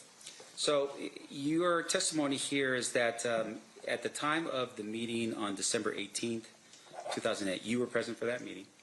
Yes. And the other people that were present for that meeting was Detective Katie, Yes. LAPD Detective William Holcomb, Yes. FBI Special Agent Bennett, Yes. I didn't mention him, but he was there. Yes. okay, and then was anybody else there present? Mr. Davis and Mr. Higgins. And then outside of those, was anybody from the United States Attorney's Office present? At the first one in 2008, I think, not in 2009. For sure not 2009, I can say that. Okay, but I want to make sure we're precise for this jury. On December 18, 2008, was the United States Attorney present for that meeting? Yes. Now, in addition to that, the recording that had occurred, and the one that you've introduced into evidence in this case, was that a recording to which Mr. Davis or his attorney knew about? Which one, 2008 or 2009? 2008. 2008? I don't know. Okay. I didn't know it was being recorded either. Sure. And with regard to the FBI special agent that was there, are you aware of what's called a 302? Yes. What is a 302? It's a report, information report that they write out, kind of like the DEA 6, kind of. Yeah. And then in terms of how the 302 works is they don't actually record information with a recorder. They actually just write things down into the 302, right? That's correct. In this particular case, was Special Agent Bennett aware that there was a recording? I have no idea. Now, in addition to that, on March 9th, you had said that something that he was, I guess, activated as a confidential informant. So I think it's around that time period, right, of 2009. Between what time periods did Mr. Davis give information to LAPD as a confidential informant? Do you remember? I don't remember how many times we met or how many times I was involved in speaking to him. But it's just those 3 times, the first time in his garage, 2008, 2009, and then when we went to New York. That's all my dealings with Mr. Davis was, that I can remember. Now, the December 2008 proffer that you were part of, did you verify any of the information? That Mr. Davis told us? Yeah. We were trying to verify as much as we could. Okay, That's well, why we- tell us the efforts, no, I'm sorry. Can you tell this jury the efforts that you made to verify the information that he gave you in 2008?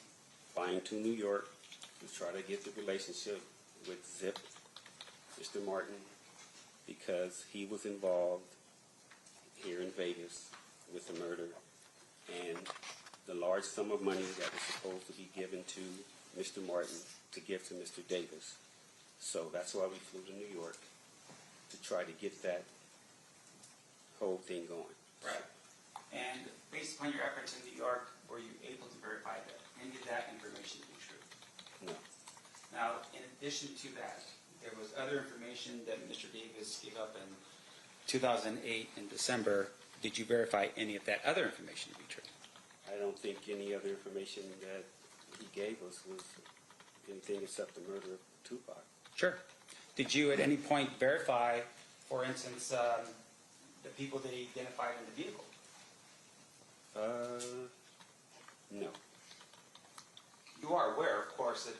some of the people that he had identified in the vehicle were still alive in 2008, right? One was. Who was that? That was Terrence Brown. Okay. Did you ever verify that Terrence Brown was in Las Vegas at the time of the murder? We never got a chance to. Why not?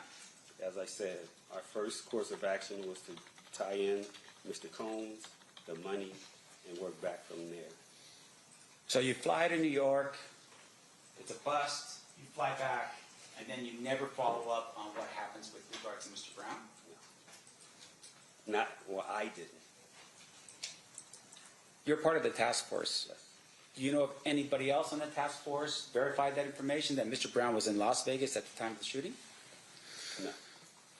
Now, in addition to that, we talked a little bit about the type of scenario that Mr. Davis is in, right? He's being targeted as a potential suspect in a Biggie Smalls murder. You develop information about him being a drug dealer, right? Yes. And you had said, I think how much time was he looking at? Life sentence? I think so, yes. Right, pretty heavy sentence, right? Yes. And so you had also targeted the idea, though, that it wasn't just him moving some large amount. It was people coming into his house, potentially his family. People could be arrested, his friends, for instance, that was part of that, and they all could go to prison, right? I will say this.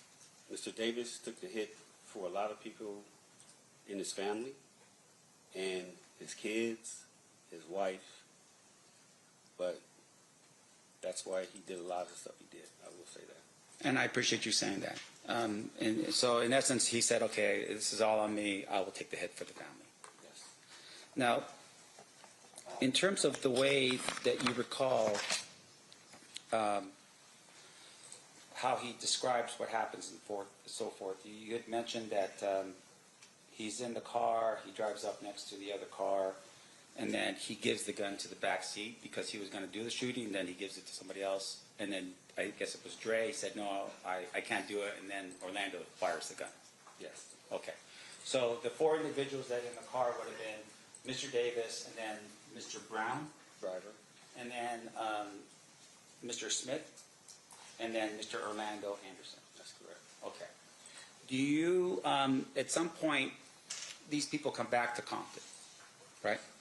Were there any, as far as you know, did anyone attempt to kill Orlando for being the shooter in the vehicle of Tupac Shakur?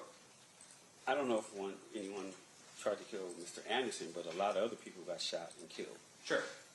And so what other people that you recall were being shot and killed? I don't have the list of people who I know. Darnell Brown got shot, and then an 11-year-old girl got shot. Off the top of my head, I can remember those two.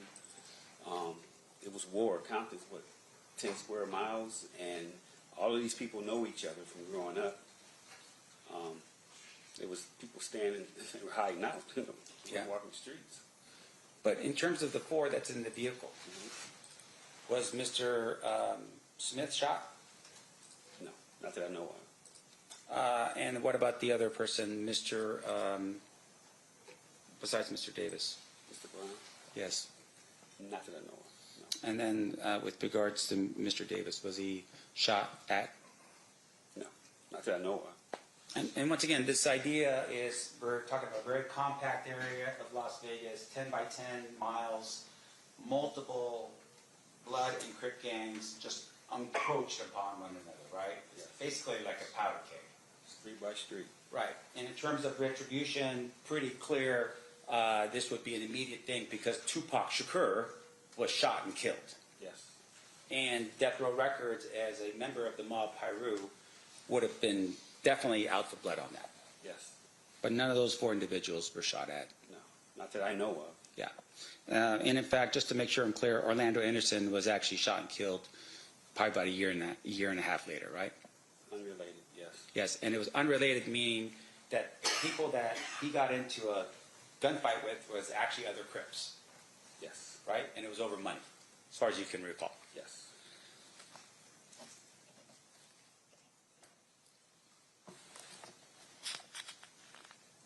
Now, there was some discussion, are you aware of a person by the name of Darnell Brin? Yes. Darnell Brim is, and I think there was some discussion about there was two different sets in the Southside Crips. Yes. One set was the Burr Street set, Correct? and that would be Burr Street where Mr. Davis lived on, Yes. as well as members of his family and so forth, right? Yes. The other set was the set that Darnell Brim was in charge of. From what I hear. I never worked Compton PD, but from what I hear, yes. Okay. And with regards to Mr. Brim, he was killed pretty much immediately after the shooting of Tupac Shakur. Mr. Brim is still alive as far as I know. Oh, you're right. He was shot, though, right? He was shot. And then he went to prison for some unrelated matter, something to do with drugs. Yes. Okay. Now, in terms of Mr. Brim, was there ever a conversation with Mr. Brim to determine or have questions asked with regards to Tupac Shakur? When we started, again, I started in 2006. Those questions would have been initially asked of Mr. Brim when he was shot in 96, 97. Those types of things we could have gotten to, but like I said, our first course of action was to solidify where the money came from. If Mr. Combs was involved, and was Mr. Davis telling the truth about being paid for the murder of Tupac Shakur.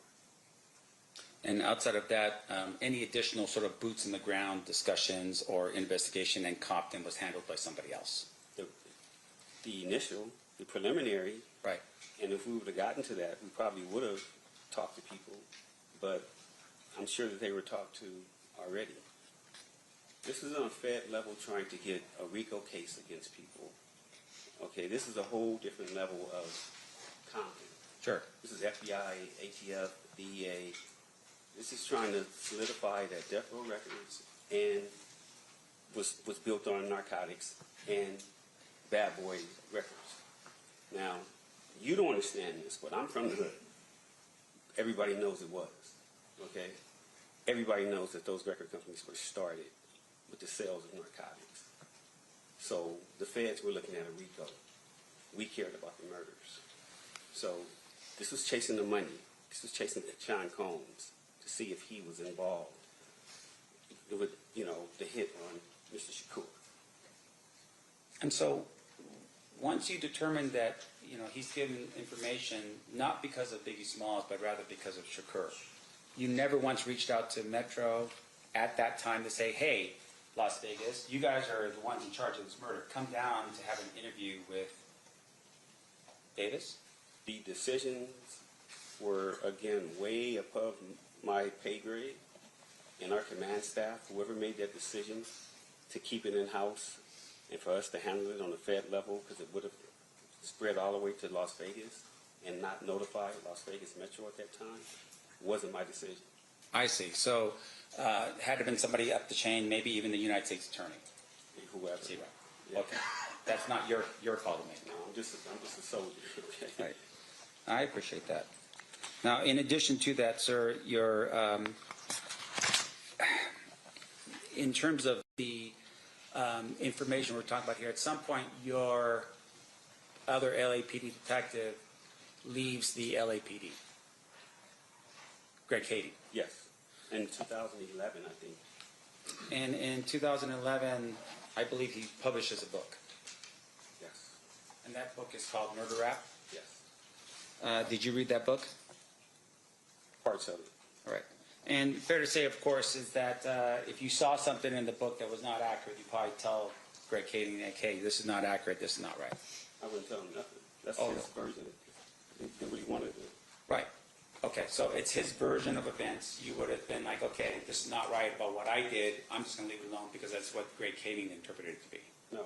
I'm saying I was on the Los Angeles Police Department, still in charge of the Biggie Smalls case by myself.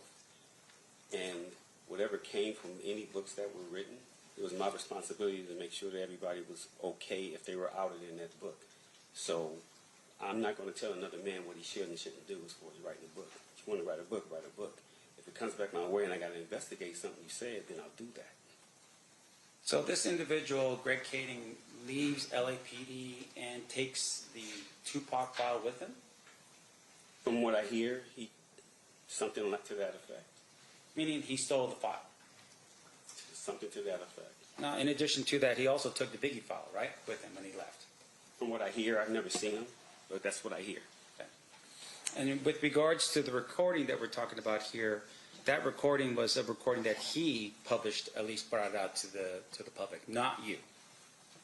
You will never see me on a podcast, a book, nothing like that. Yeah. So, and you never have.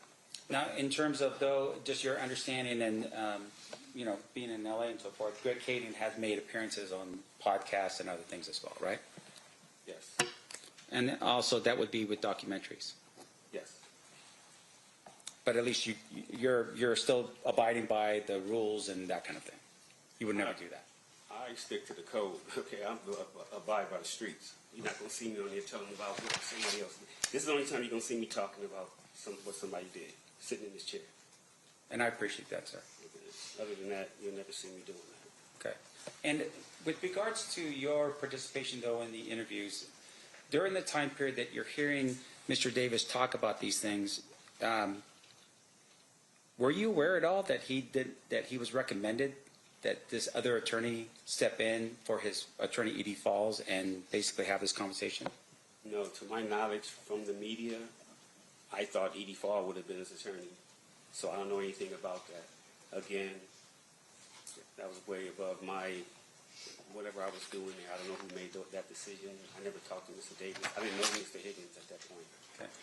So, Were you aware that when Metro was finally notified? yes, When was that? the 2009 interview. Yes, sir. Did you make that call to Metro? Chain of command. Somebody upstairs called Vegas when we disbanded our unit. Our case was going back to our DA. Las Vegas Metro, they were going to take over their case. So somebody in our chain of command reached out to somebody in Metro, I guess, and said, hey, we got some information for you. Somebody needs to talk to you about Tupac. I knew Detective Dan Long. It trickled all the way down to us. Either he called me or I called him and set up the interview.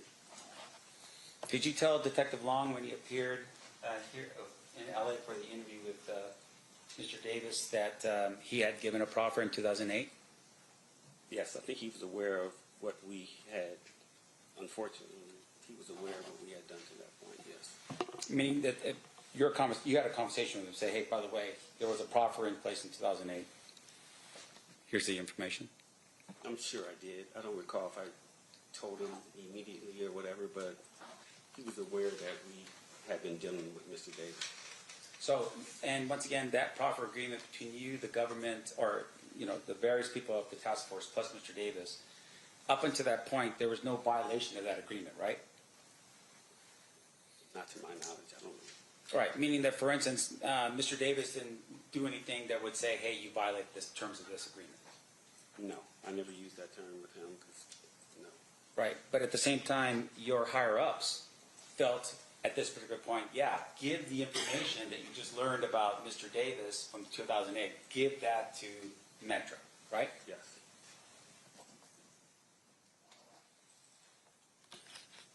And once again, and I want to make sure I'm clear because I don't want to forget this question, you didn't verify anything outside of the P. Diddy potential payment that was the part of that you were looking at? Yes.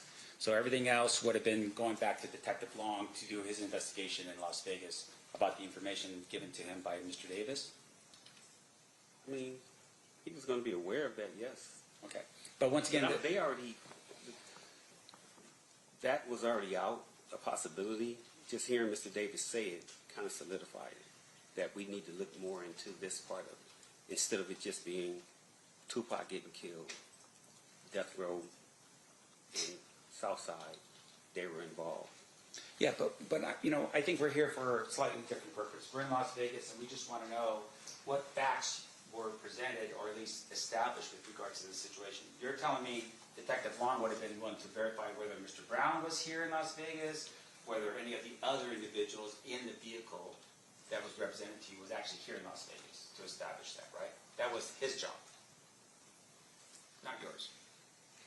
Yeah, on the murder. Right, Yeah. right.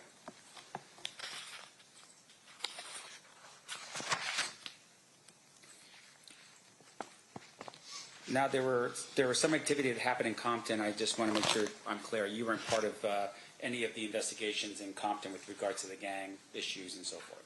You weren't part of that. No.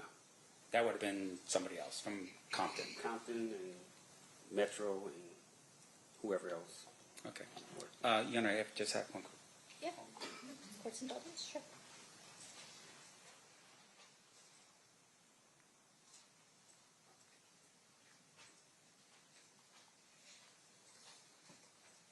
Your Honor, I pass the witness. Thank you. Okay. Any redirect, Mr. Druckmann? Just briefly, you brought up the fact that Mr. Davis said, well, basically, Sean Puffy Combs solicited the murder of Shug and Tupac during the course of that conversation. Yeah. Did he tell you where that conversation occurred? It's a deli called Greenblatt's, still there on Sunset in Hollywood in Los Angeles. If he never provides that portion of the information, what jurisdiction would LA have to be investigating a homicide that occurred in Las Vegas? None? So it was that piece of information which provided LAPD jurisdiction to even be looking at this murder. You could say that.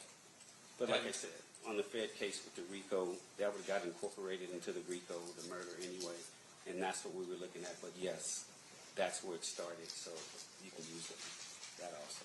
And so when you were unable to confirm through ZIP the Puffy Combs angle of the case, at some point your agency said, hey, we got to tell Vegas what we've been doing. Yes.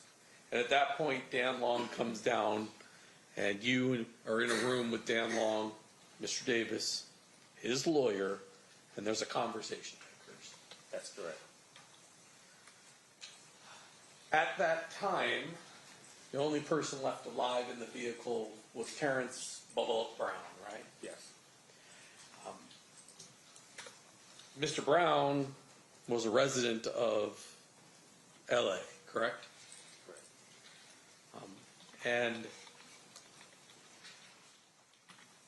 was there at least a discussion between you and Dan, hey, if Mr. Brown ever gets himself into some real trouble, maybe we'll have some leverage to talk to Mr. Brown? Yes.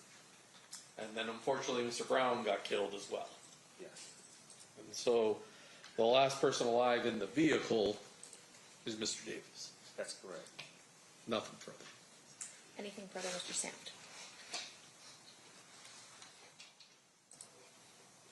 Okay, so what investigation with Mr. Brown have we talked about?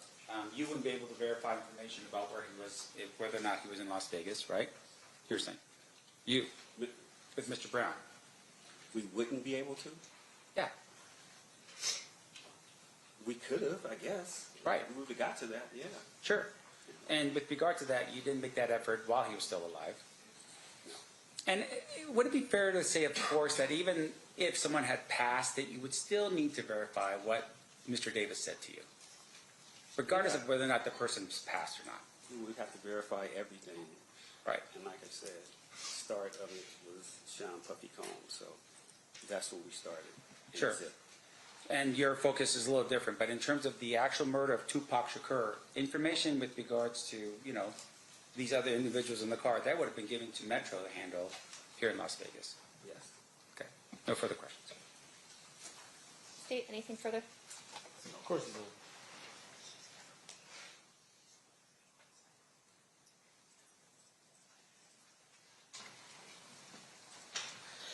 Yes, one follow-up. In your 34 years, 20 homicide trials, ever made a case on a guy confessing to a homicide? Yeah, I've had a couple confessions. Yeah. When you were talking to Mr. Davis and he's telling you what he's telling you, did you have reason to doubt his version of events as it relates to the homicide itself? I didn't think Mr. Davis was lying because he put the gun in his nephew's hand. And if if anybody knows anything, from what I hear, Mr. Orlando Anderson was the man besides Keefe D in that neighborhood. He was the prince, and his family loved him. I didn't think that Mr. Davis would put the gun in his own nephew's hand, dead or alive, and put that smut on him unless it was true.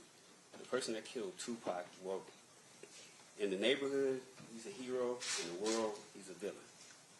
So I didn't think Mr. Davis, me personally, would do that unless it was true with his own nephew, because I know he loved his nephew. They all loved Orlando. And so that particular fact, knowing the culture, and now it's 2008. I mean, let me ask you this: was Tupac Shakur larger than life after death? Yes, but had he would have been legendary if he lived. And in 2008, he is legendary at that point. But he's dead. And if it gets out that Mr. Davis has said his nephew pulled the trigger, would there be consequences for his neighborhood? I mean, just the way it looks, him being a hero, meaning Tupac to the world, and then this gang, like I said, in the streets, in his hood, Orlando wasn't looked at that, but people are going to always say the Southsiders, the ones who killed Tupac, Nipsey Hussle, all these people who were like that. That's what comes with that. Now you could wear a badge and act like it's something in your hood, but in the world, that's not a good thing to be, remembered as or thought of as a person that killed Tupac, even though what happened to Mr. Orlando Anderson wasn't right. Thank you. Nothing further. Anything further based on that? Yes. Okay. So I just want to make sure I'm clear. You go to Mr. Davis because he's the target of Biggie Smalls' murder. Yes. You interview him, and at some point in the future, you determine that Mr. Davis is not involved in Biggie Smalls' murder. Yes. While you're in the room showing him the information that you have about the drug aspect of it, a life sentence potentially, and everyone in his family or people in his family and friends potentially getting all in the middle of that with all kinds of problems, right? He decides to take the hit, as like you said, right? And instead of saying, hey, I don't have anything about Biggie Smalls, which you now have confirmed, he had nothing to do with Biggie Smalls, so he had no information. He says, I actually have information, and Orlando Anderson is one of those people, right? And at the time he says it, Orlando's actually dead, right? And people in the community of Compton had all had this sort of thing going on that potentially Orlando Anderson was involved in the murder of Tupac, correct? Correct. So that information was available to Mr. Davis when he gave you that information, right? Yes. But once again, you were targeted for Biggie Smalls, and there was no information that would say he was involved in Biggie Smalls, so he couldn't give you any of that information, right? No further questions, Your Honor. Anything further, Mr. DiGiacomo? Okay. I've lost track of how many redirects we're on, so. Sorry. All right. You're okay, guys. Any questions from the jury? Looking at that side of the box? No? Okay.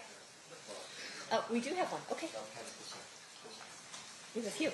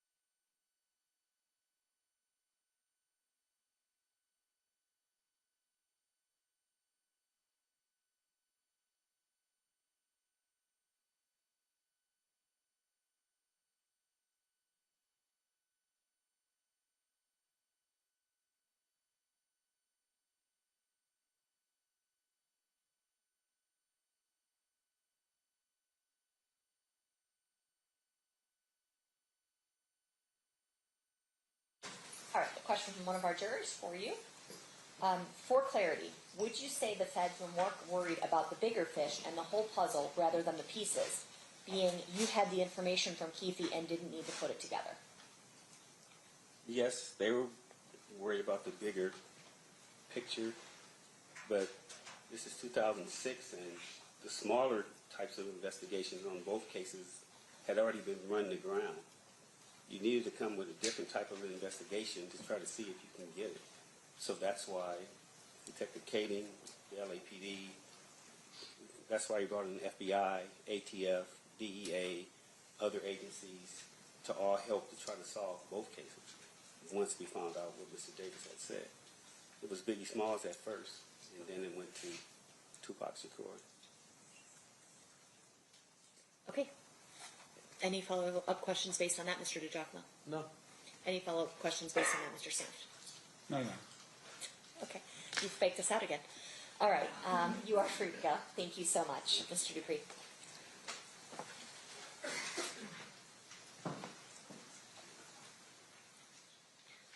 Your Honor, one quick thing before the witness leaves. Oh. May we approach? If you want to just have him wait in the hall, or where do you want him to wait? If you can just be back on the stand for a second. Oh, okay.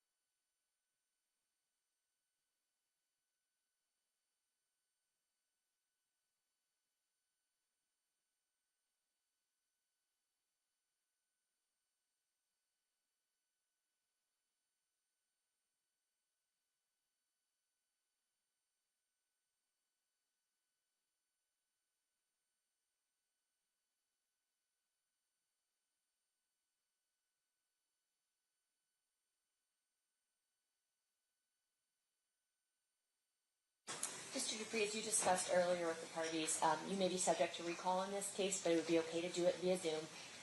If you could refrain from, you're ordered not to discuss your testimony with anyone else in this case until you are released from that potential recall.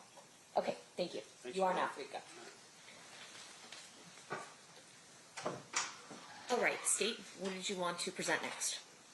Well, we're going to start the 2008 statement, so we fill up the rest of the day. Okay. But we have at least one witness tomorrow, so we'll call that witness tomorrow and then probably continue on the rest of the day with the rest of the statements. Does it make sense then? All right. Does it make, unless the court wants us to call the witness tomorrow at 1 and then start the statements, I think that might make the most sense. There's just more time in the statements than there is in the day tomorrow. So we still don't If we finish play it. the half hour today, will that finish it out tomorrow? It all depends on Mr. Sam's cross of the witness. Well, Your Honor, Your Honor, there's two statements, right? I think we can definitely play one of the statements after the witness tomorrow. Okay. And then we have a subsequent statement. We're also playing that we introduced through Mr. Dupree. So. And none of them will finish in the half hour. The 35 minutes we have left. That's correct. That is correct. All right. I'm going to have the jury. I'm just going to have the jury leave a little bit early today. We'll have them back at 1 o'clock tomorrow. All right. During this recess, you are admonished not to talk or converse amongst yourselves or with anyone else on any subject connected to the trial, or read, watch, or listen to any report of a commentary on the trial of any person connected to this case by any medium of information, including without limitation, newspaper, television, the internet, and radio, or form or express any opinion on any subject connected with the trial until the case is submitted to you. We'll see you guys back here at 1 o'clock tomorrow. Thank you. Stand for adjourned.